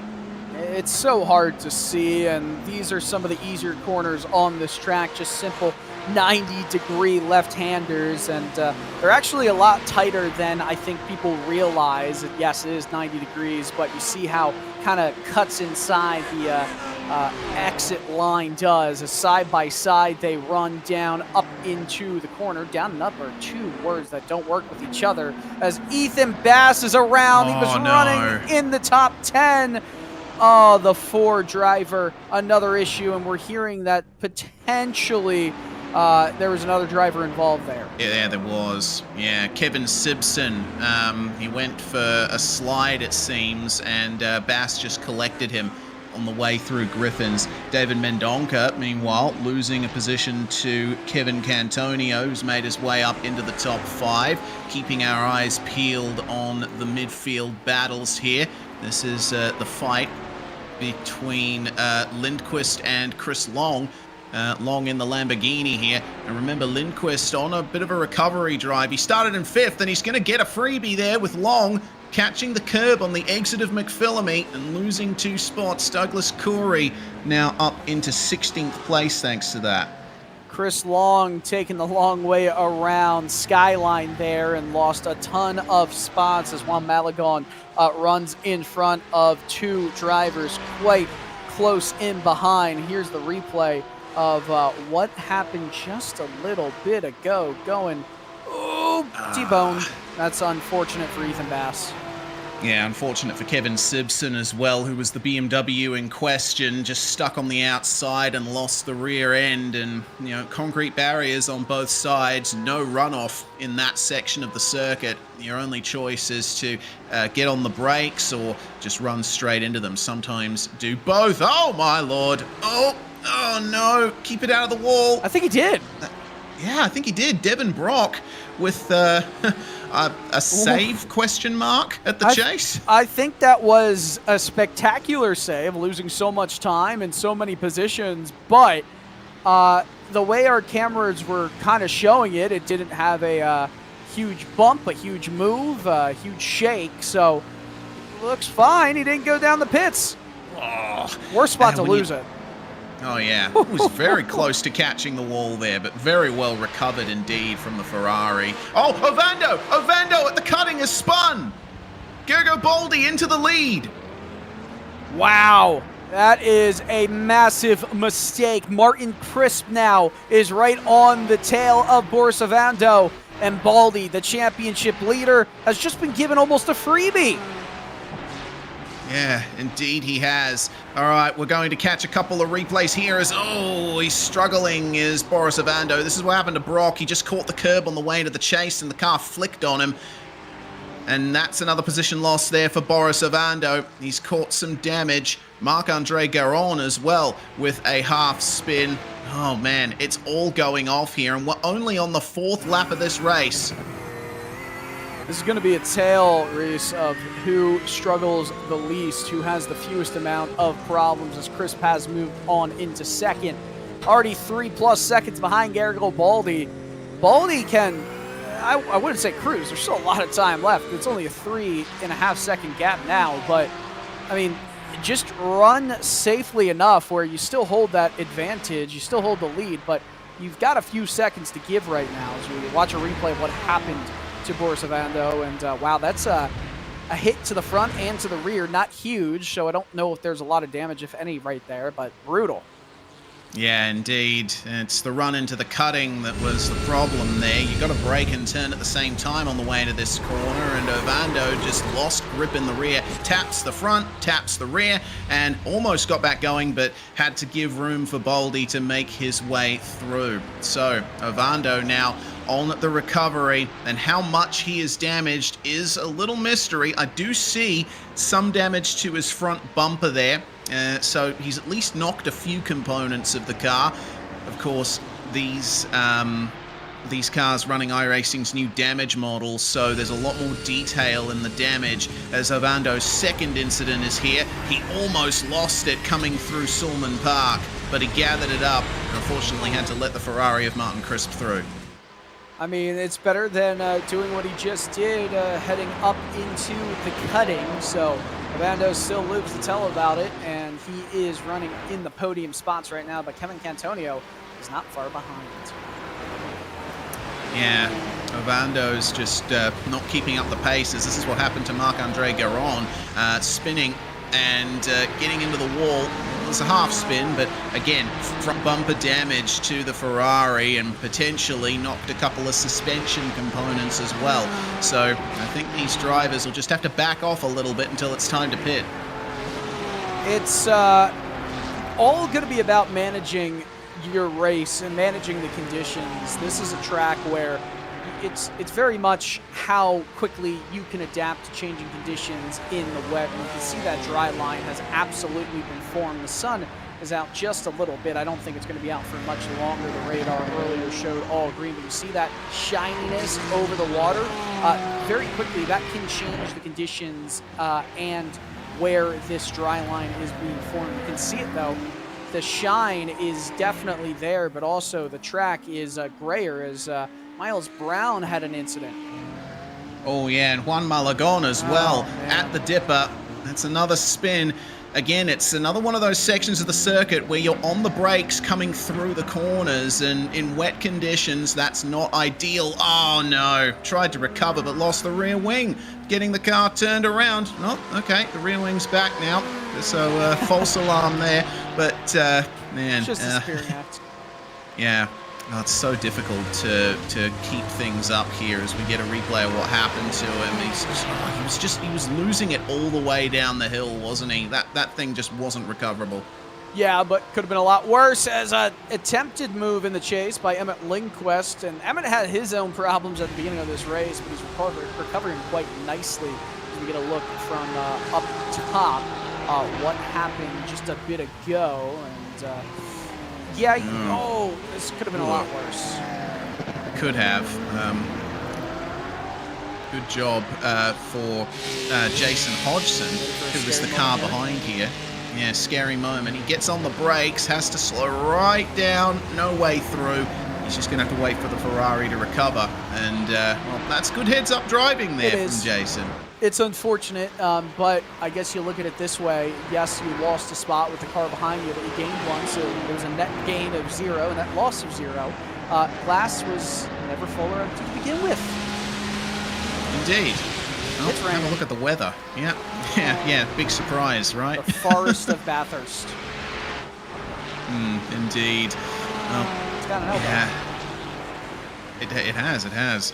Well, we'll see that there are some clear spots, but I think it's just going to be constantly raining for the entire time we're racing in this event. If you're an Ethan Bass fan, I'm sorry to say that he retired a few laps ago. I'm an Ethan Bass fan. Yeah, I am too. Unfortunately, it looks like he lost it across the top of the mountain on his 4th lap and lost the rear wing. The car was already heavily damaged at that point. Malagon has towed. Malagon in the number 6 has unfortunately retired from the race. So you're telling me that we've got pretty much 19 remaining runners in this race? Yeah, basically. This is what happened to Malagon. Oh, wow, that's a big hit. Yeah, that's not one you're going to be able to buff out easily right there, but we still have got a bit of a race for the final podium spot. Kevin Cantonio, look at the spray. How can you see? No, I don't think you can. You just got to get into your 6th sense, really, as Cantonio is going to pass Ovando there.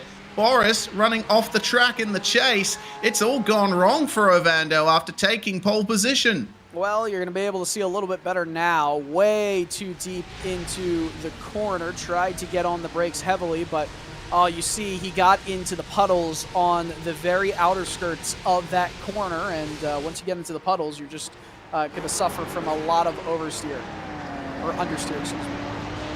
Yeah, absolutely. It's so hard to do a proper lap around Bathurst in the wet. You know, this track is a public road for most of the year, and so it has a lot of places where water will gather, and you've got to be aware of where those puddles are if you want to keep yourself consistent.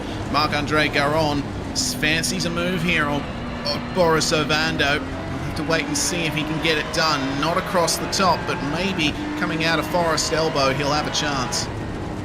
Yeah, potentially. I mean, this is going to be a hairy situation to find yourself in, but Boris Ovando is definitely feeling the heat, feeling the pressure, had the win, lost it because of his own mistakes, and by win, I mean just the chance to fight for it, as we see a battle for 22nd really brewing, and actually it's already Mercedes that we're seeing. It's 13th and 14th, which means and Chris Long way too deep into Griffin's Bend and almost hit that tire barrier. Managed to keep it gathered up though, and only loses one position for his troubles. He'll keep it slow and steady into the cutting, but man, slow and steady, even then, may not win the race in conditions like this. Slow and steady will definitely help you not lose the race, though. True. It's very easy to lose the race in the first corner. It's much harder to win it. Yeah, indeed. Well, I think everyone was on board with that line of thinking in turn one. It was a pretty clean first lap, actually, all things considered. I would have expected major chaos, but the field did really well in the first lap.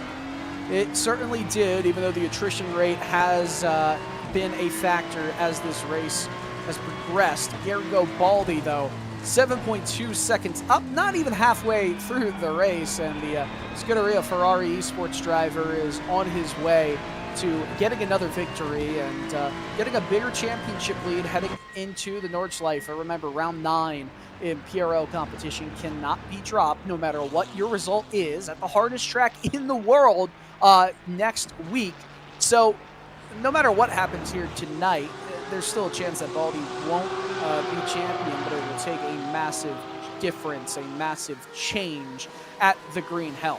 And more drivers, to be quite honest with you. Yeah, indeed. We're expecting that there's going to be a very good turnout for the final round of the season. Everyone likes to have a go at racing the Nürburgring. Battle for 9th. Ray Dominguez and Jason Hodgson. These guys are running a bit further down in the AM class. Our top AM driver is Chris Stewart at the moment, who's running in 7th. So the AM class really coming to the fore with the pros making some big errors.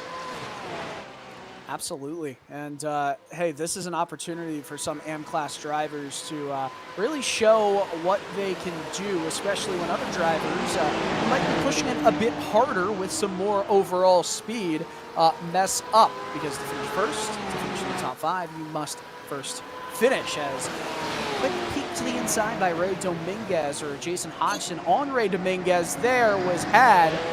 Tell you what, Dominguez was lucky to not put that car into the wall. Still an opportunity here for Hodgson as we start to head up the mountain.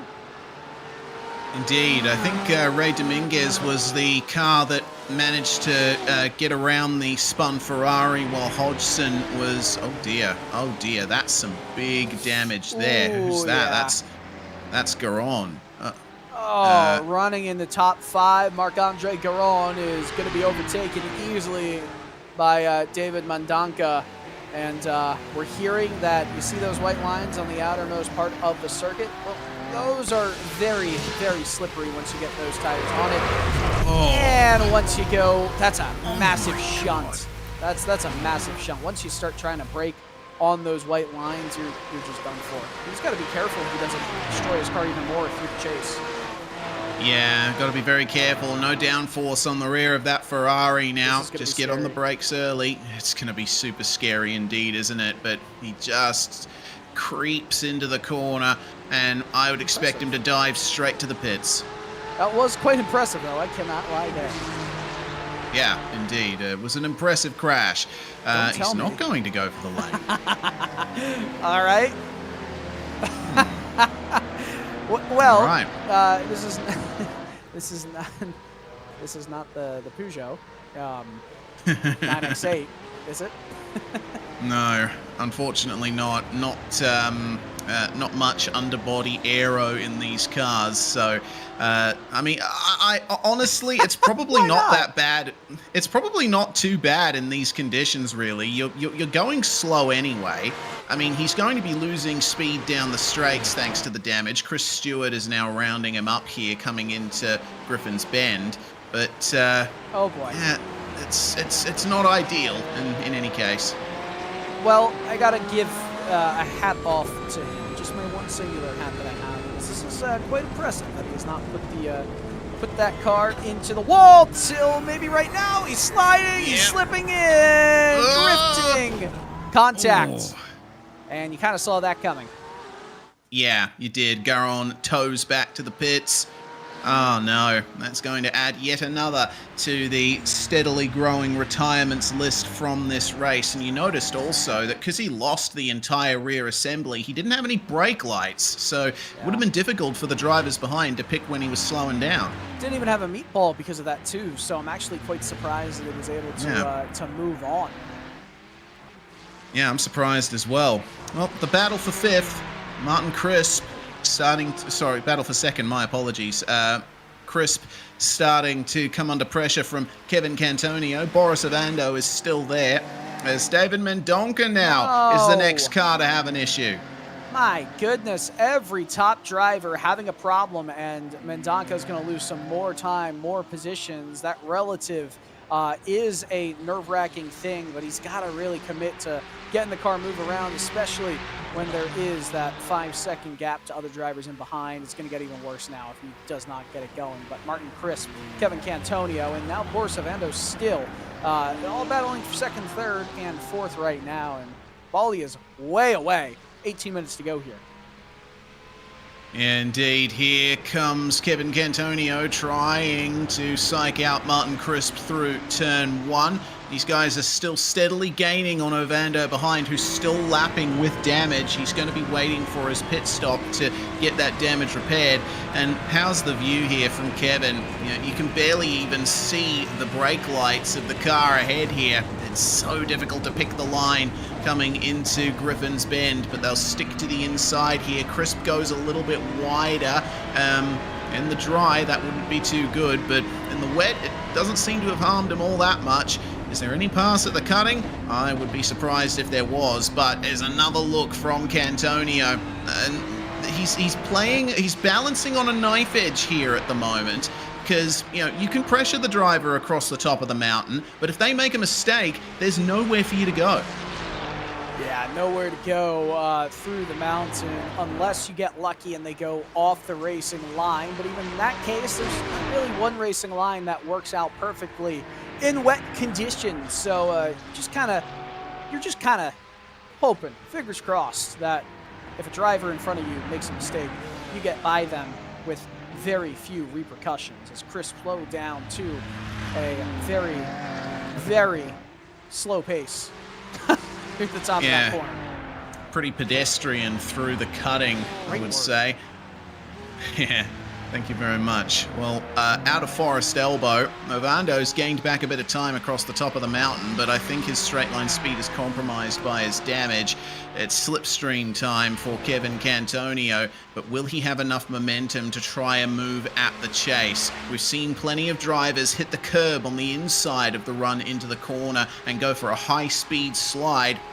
Looks like neither of them are going anywhere near that curb. It's a bit deeper on the brakes here for Kevin Cantonio. Has he gone too deep? He's going to hold the outside, and he's going to get into second place for a brief moment, but too much oversteer, too much wheel spin. Martin Crisp will keep second place. In dry conditions, he makes that move work 10 out of 11 times. Not 9 out of 10. 10 out of 11 times in that kind of situation. It's just there was too much of puddling happening around that racing line at the curbs. He wasn't able to get full throttle down. Oh, no. Emmett Lindquist around, as well as Douglas Corey. And this is, what is this, rule 1? Yeah, I think so. Someone's got to move at some point. The bridge just opened up. Wow.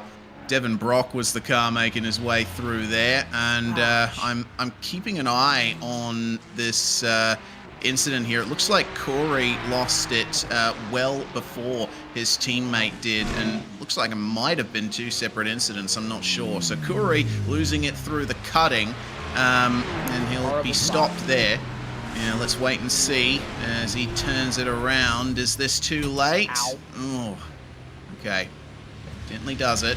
Oh, And, no! Yeah, the Ferrari loses it, making his way around. Well, I think there was unfortunately some movement. Yeah. Ooh. Watch this.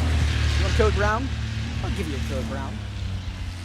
Indeed. Almost a code black at this point as easy does it. Yeah, he noticed on the relative. He had to slow down, and he just crept his way through as we see a pit stop for Devin Brock. It did. It did. He was able to pass through in his massive boat as Boris Ovando has lost half a second to the Martin Crisp, Kevin Cantonio battle, which isn't really a battle anymore. Sympathy spinning. It's happening. Yep, alright. Oh, okay. Right, so Ovando had to get on the brakes there as Cantonio lost it through Sulman Park. And, well, Easy dance. Buff it out. Yeah, it will. It will in the pits. But none of our top 11 drivers have made their way into the lane yet. Fernando Jaquez, who missed the start, is also out there with no pit stop to his name, but he is a lap down, so not quite relevant to the top battles as they stand. I think everyone's just trying to extend these fuel tanks as long as possible, because there isn't really much else you can do. As into the pits comes David Mendonca there. Mendonca already having visited the pits once, thanks to having to tow due to his earlier incident. And that'll work that out for a while. You know, it is interesting that we're predicted to go 1 fewer lap than the GT3 fixed race, with a fuel tank that goes from 40 to 50% max capacity. It still doesn't mean that they can go the entire race, I don't think, without making a stop. But if you're ultra saving, I'm not sure how close you can get. Yeah, I think that even with fuel saving, you're still going to have to make a pit stop somewhere down the line. Chris Stewart and Rich Calais fighting over 5th spot right now, and they are our top 2 AM drivers. Chris Stewart in the Porsche, trying to hold off Rich Calais, also in a Porsche. Ethan Bass is back out on track, we've just noticed there. Good stuff. The Ford is back out there, but he's 6 laps down. He's going to have to push hard to try and get a good finish, as Sean Murphy apparently has had an issue somewhere around the line. Man, there's just so much going on here. I'm rapidly losing track of where the race is sitting, but we'll see what happened to Murphy here. All right, let's see this. Looks like we're going to see an unbelievable moment happen right here. Big hit, spin cycle, and yeah, keeps it rolling. But I'll tell you what, that's some massive, massive damage that is really going to affect that car. You want to hear something really, really stupendous for AM class drivers? 9 out of the top 14 AM class drivers. Yeah, shout out to the AM class. It's been a great race from those guys, and you know, being able to tiptoe around the track certainly a big advantage in wet conditions. There's a brief moment of sunlight here, but the rain is still falling. There's no chance of a dry line forming around here, as it looks like issues for Sean Murphy. I'm noticing on my timing screen, internet issue after his spin. So we say goodbye to Sean Murphy for the time being, as we keep our eyes peeled on Chris Stewart and Rich Calais. Miles Brown, meanwhile, in the Lamborghini, spun out of Forest Elbow, and there's plenty of damage to the front of that car now. These drivers are just having themselves a heck of a time, as the sun still continues to make some appearances here, and that's a spin and then a solid smack into the barrier on the outside of Forest Elbow. Chris Stort holds a slim advantage over Rich Calais for the AM Class lead and 5th overall. They're way far back of Boris Avando to reach the top 4 runners, but hey, for an AM Class win, it's pretty good. Yeah, I think so. It's he's been consistent, hasn't he? He's driving well right now, but let's not get a commentator's curse on here, as Gergo Baldi, our race leader, is facing off against some traffic here. Kevin Simpson, who we first saw spinning across the front of Ethan Bass earlier on in the race, all very wide in Forest Elbow. Oh, Baldi just gathers it up, and Kevin Simpson will slow down on the exit to let our leader go. Still no sign of pit stops here from the top 9, with 9.5 minutes remaining on the clock, but I get the feeling we're going to be seeing it very soon. Baldi enjoying a lead of over 13 seconds. Sean Murphy has jumped back into the session, but it looks like he's not going to have much more results from there. It'll be difficult for him to get into the top 15. Very difficult to make up some positions in this race. Even with all of the attrition, all the drivers having issues, it just seems that only a handful have not, and their names are at the top of this leaderboard. You see the battle for second. Cantonio and Crisp, they've been together most of this race, and with 8.5 minutes to go, Kevin Cantonio decides that he's going to go for an undercut. Will it be the right move? It depends where he comes out. Yeah, the overcut was the best move in the fixed series in dry conditions, but yeah, it will depend on where he comes out. The gaps are a lot larger in this race thanks to the conditions, so let's keep an eye on Kevin Cantonio as he pulls into his box. I'm keeping an eye on him on my timing screen as Baldi continues to lap consistently in the lead. He still has the fastest lap of the race, 2:22.3, and the pit stop is complete for Cantonio. Only 5.9 seconds in the lane, as that's Saavedra having some issues at the top of the mountain. Into the puddles. Oh. Spin. That's just how it goes here. I will say though, that dry line, it's visible in some of these corners, but those big puddles, they'll come out to get you. They'll bite. They've got fangs, and unfortunately, it's just how it goes, as Luis Agrullon has a massive off, losing all sorts of positions. That is massive. Yeah, Luis was already on the back foot, having visited the pits 3 times with a couple of crashes, and oh, that's very weird there, coming into Forest Elbow. Just turned left when he should have been going right. What happened to... Oh, he was on the brakes. Oh. That's got to be some kind of issue, or a hardware issue on his own end. Not exactly sure, but I want to take a moment to talk about where this leaves us in the standings if results like this kind of hold. Gergo Baldi came in with a 17-point advantage over Daniel Krasowski. Krasowski, remember, you had 2 drop weeks in this series due to the fact that there were connection issues at Monza in, I believe, round 4 of this season, meaning that everyone still has 2 drop weeks, and this is the last of the potential drop weeks. Krasowski had a DNF and a did not start, so he uses 2 drop weeks. So this is just going to be a 0, a goose egg on the board. He's going to put himself out of championship contention by not showing up here. Boris Avando, who was 18 points back, is still in the race, but in pit lane right now, along with Martin Crisp. Gergo Baldi, though, he's just putting on a show. Juan Bemis is going to put himself out of championship contention. You're going to have Kevin Cantonio, who still has a very outside shot, but he came in 30 points down. Juan Malagon's put himself out of contention. Really? Oh, no. Oh, no. What are we seeing? I've seen Boris Ovando have problems in the pits there. He had to back up and get back into his pit box. That is further issues there for Ovando. That's so unfortunate. So many problems for drivers in this race that could not afford those problems. And you see a replay here, the 22. That's weird. He did not make a normal right-hand turn there.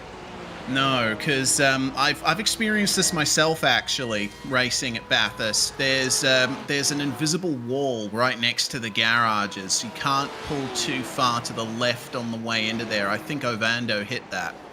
That's most unfortunate, especially with how that ended up turning out for him. Goodness me. Unfortunate is, by no doubts, a word I'd use for how this race has gone for Boris Ovando. Still has a chance to finish in the top 4 and should finish within the top 4.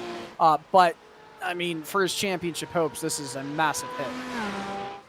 Yeah, indeed it is. Well, Ovando will be very glad to even get to the finish here with the issues that he's faced, as Devin Brock has had another problem. This looks like across the top of the mountain, just loses the rear end into the wall. You're on the throttle through that section, and if the weight transfer is not 100% on point, then you're just going around when there's no grip on the track. And finally, Gergo Baldi comes into the pits. That just leaves Rich Calais and Alex de Almeida with no pit stop of the drivers on the lead lap. So let's see what Baldi can do here.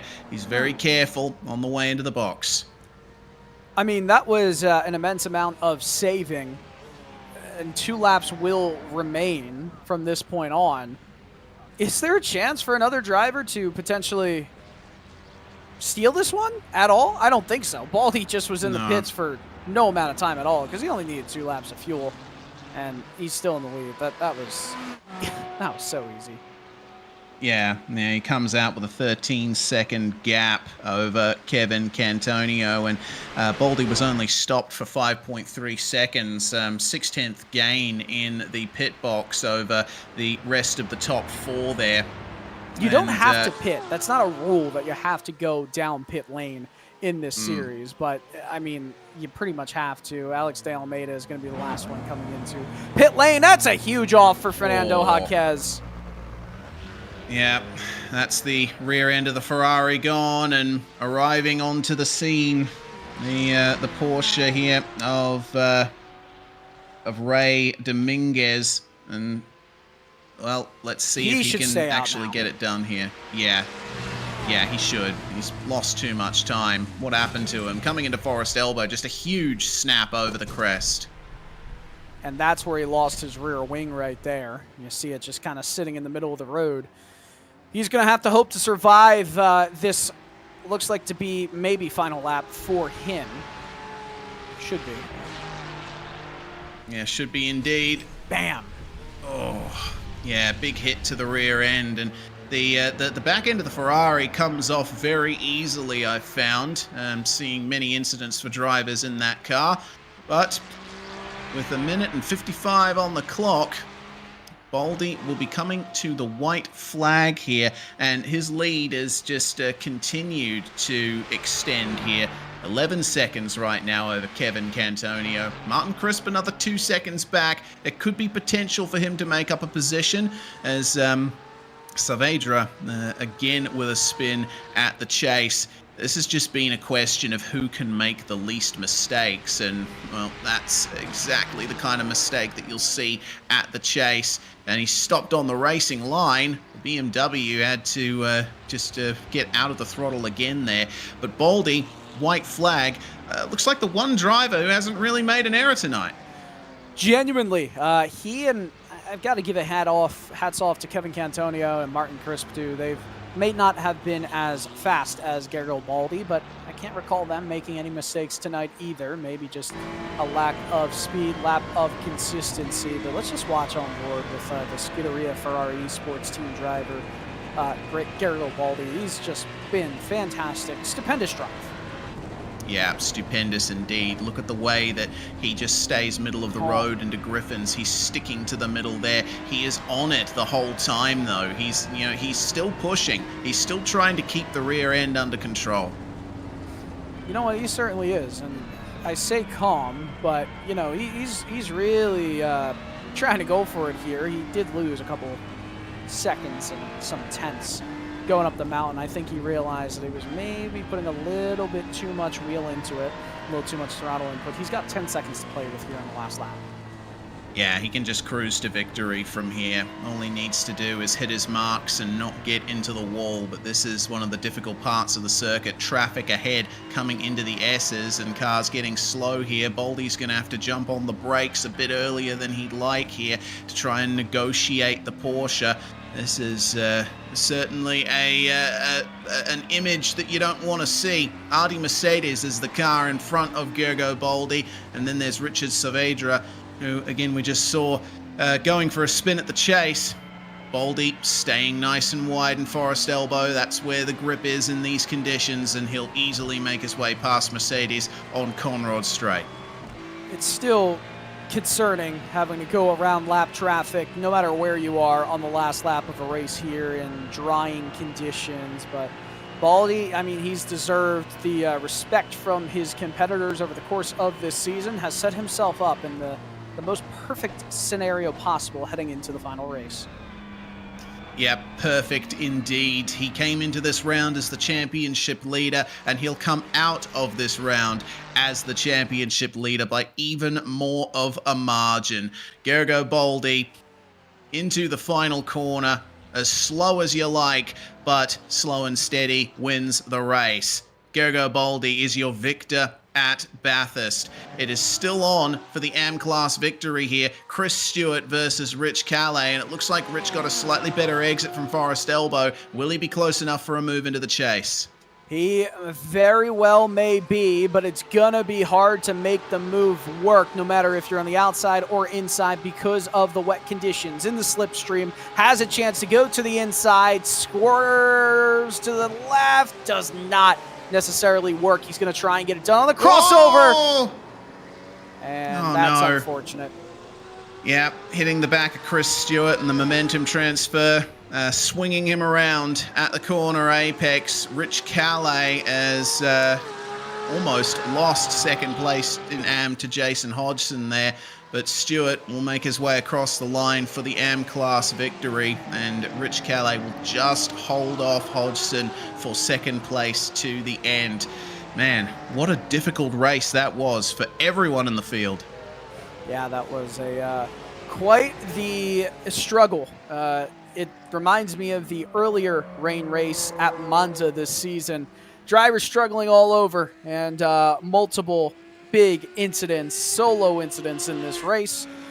At the end of the day, though, Gergo Baldi was the class of the field, and he deserves to be leading this championship now. Yeah, he certainly does. Absolute masterclass in wet conditions. Douglas Corey in the BMW is going to be the last driver to cross the line here. The top 10 on the lead lap. Everyone else a lap down or more. Absolutely crazy attrition rate here in the PRL GT3 Sprint Series. We keep our eyes peeled on Chris Long, who we've seen had plenty of dramas here tonight, up from 24th to 9th.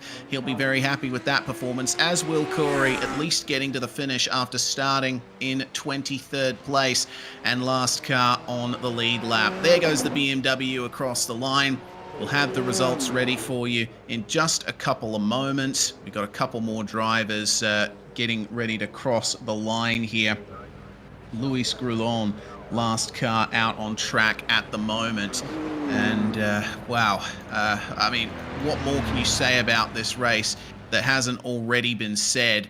Grulon, so far down the order, had to visit the pits 4 times in this race, the most of anyone.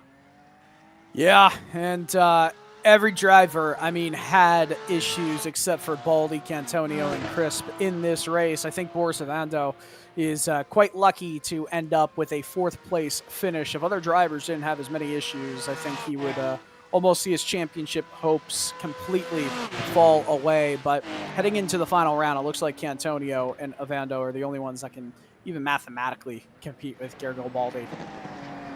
Yeah, and it's going to be tough to do with the pace that Baldy has shown all through this season. And if it's wet at the Nordschleife, then Baldy will pretty much be guaranteed victory from here. Louis Gruon is going to end the race in the pits. And, well, that's an ignominious end to a very difficult race for him, 6 laps down. Let's go through the results then. Gergo Baldi by 8.8 seconds over Kevin Cantonio, who made some big moves, started 11th and gets a second place for his troubles. Martin Crisp will finish on the podium. Ovando, our pole sitter, has to settle for 4th, 30 seconds back. Stewart wins the AM class, Calais and Hodgson behind. Alex de Almeida from 21st to 8th, Chris Long from 24th to 9th, and Douglas Corey from 23rd to 10th. And all of them are on the lead lap. No one else though, Dylan. Artie Mercedes, David Mendonca, Devin Brock, Fernando Anquez, and Sean Murphy all lap down. Nobody 2 laps down, but everybody else 3 or more. Miles Brown, Ray Dominguez, Marc-Andre Garon, Kevin Simpson, Richard Saavedra, your top 20. It gets worse from here for everybody else. Emmett Lindquist, Luis Gruyon, Ethan Bass, Juan Malagon, Aiden Young, Chris Young. Oh my goodness, what a poor result for Chris Young. Juan Lemus and Chase Wilson, your 28 finishers in this race. Of course, Wilson actually didn't take to the field. Fast lap, Garibaldi, lap 6.222.366. Indeed. Well, Ethan Bass was able to make it to half distance, and so I think he was able to get a points finish out of that, but we'll go for the maximum points getters here. Gergo Baldi joins us now in the comms box. A dominant victory in the wet.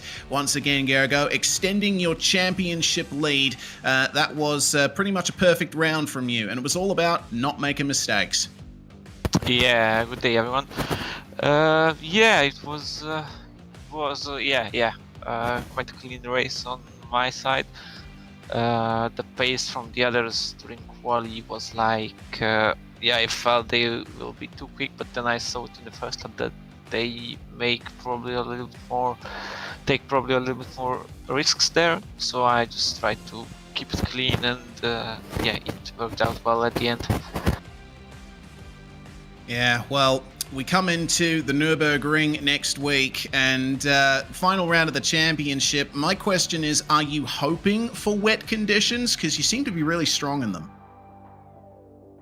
Well, now today it was great, but then if you watch Monza, for example, I was struggling there a bit. So yeah, whatever happens.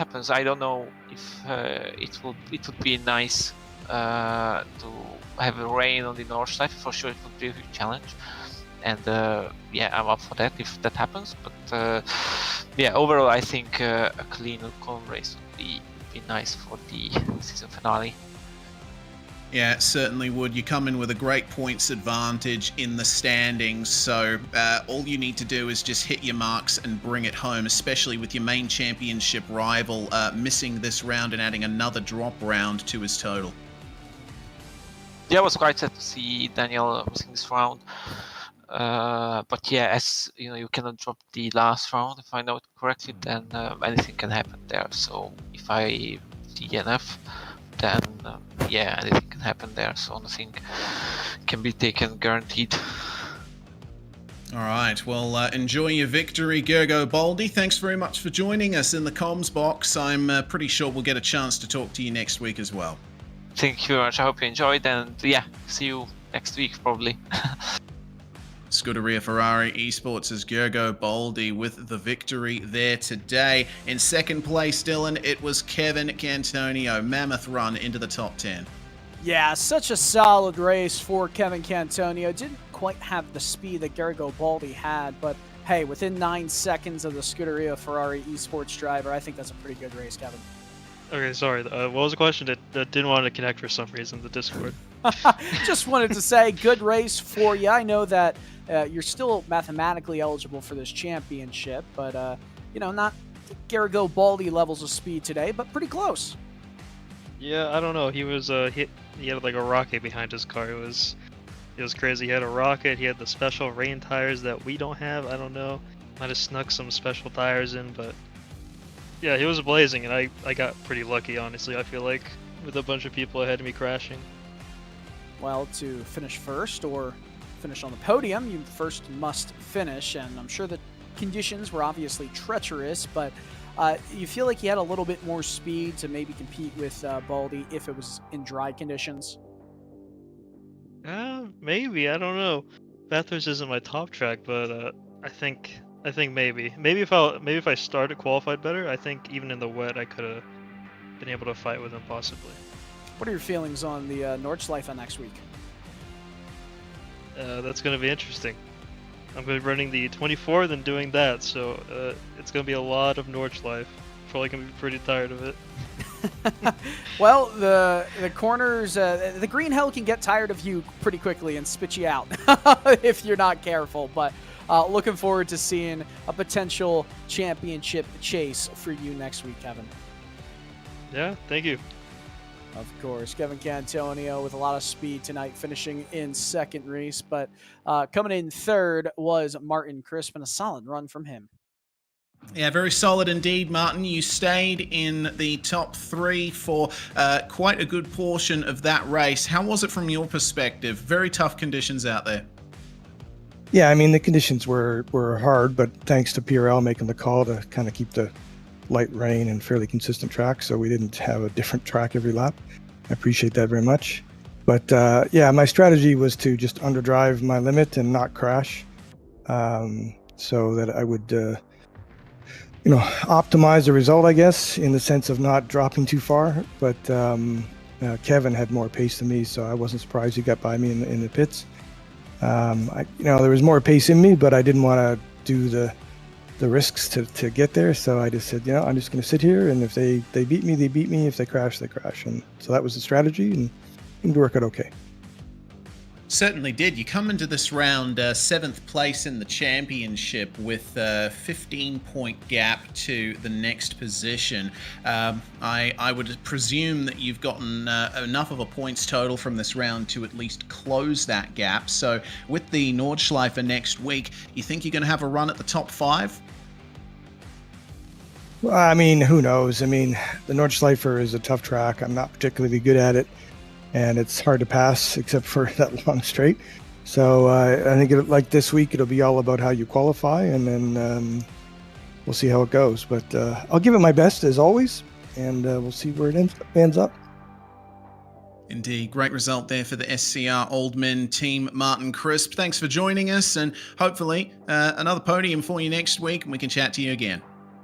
I appreciate that very much, and I definitely lived up to the old man, kind of slow and steady tonight, but anyway, that worked out. Certainly did. Martin Crisp finishing on the podium here tonight, and I think we have time for a chat at least to our AM class winner, Dylan. Chris Stewart is with us now. Yeah, Chris, I know it's not necessarily on the podium or anything of the sort, but winning the AM class battle here in a pretty staunch field today is it's got to be a good feeling. Yeah, no, I literally feel like I won the race. I'm not even kidding. Like, for me, a top 20 is like I'm fighting really hard for a top 20 week to week, as this group is just insanely fast. And yeah, to survive and get a P5, like, honestly, I'm not even sure what to do with my hands at this point. Well, it is definitely your best finish of the season, your first top 5 finish in PRL GT3 Sprint this season. So all things considered, it's got to feel like a win. Now, going to the Nordschleife next weekend, do you have any hopes and dreams for that one? Yeah, at the end of the day, I just want to finish the season strong. This has been my first in PRL. It's been a fantastic time. So I love the Nordschleife. I can't wait to get there. And yeah, just thrilled to be where I am today. Not really sure what's going on right now. And hopefully next week we can get back and start fighting for those P20s again. It felt like there were a lot of drivers in the AM class that you were battling around all day, all night tonight, but you really held them off well. Was it kind of based around, did you have a lot of practice here in the wet conditions coming into it? Honestly, no. I like avoided this place like the plague last week because it was just so difficult to drive in the rain. But that shows you the difference between racing in an official and racing in a league like PRL. Everybody was just, I felt like I was actually driving at Bathurst in the rain for real. Everybody was very respectful. Nobody was just sending, you know, the things you see in officials. So it just made being here so much more realistic, and it felt just better to be here as a result. Well, congratulations on the AM class win and what feels like an overall win. It's, hey, at the end of the day, it might not be the same points, but it does sort of feel all the same. Congrats, Chris. Much appreciated, guys. Thank you. Of course, Chris Stewart, what a nice run to get a top 5 and the AM class win in very treacherous conditions at Mount Panorama's Bathurst. Yeah, wow, what a race that was. We're out of time, so that's going to conclude our runnings here tonight. What a fantastic race that was at Bathurst, but of course, Dylan, we are going to the Nürburgring 24-hour layout for this one. Basically taking the entirety of the GP circuit minus the Mercedes Arena section, and then the full extent of the Nordschleife as well. I'm interested to see how pit strategy works out there. Very long lap. Yeah, I mean, at the end of the day, I don't know if you can really do anything different than one lap on fuel strategies. I mean, unless you're dealing with traffic, there's not too many spots on this circuit that you'll feel comfortable running too wide at, especially once you get through the GP section of the 24-hour layout. So not exactly sure what we're going to see, but I feel like most of the field will come in within one lap of each other. Yeah, indeed. Well, it's going to be interesting. We'll see how it all works out, and make sure to mark that date in your calendar once more. May 21st, 8:30 p.m. Eastern Time. Both GT3 fixed and sprint racing at the same circuit to conclude this 2024 Season 2 at the Precision Racing League. Thanks very much for joining us, everybody, here on RaceSpotTV. Big thanks to PRL for putting this show on, as well as all of the sponsors we thanked at the start of the broadcast. I'm Reese Gardner, Dylan Coyle in the comms box with me, Dustin Ollis behind the scenes. We'll see you next time.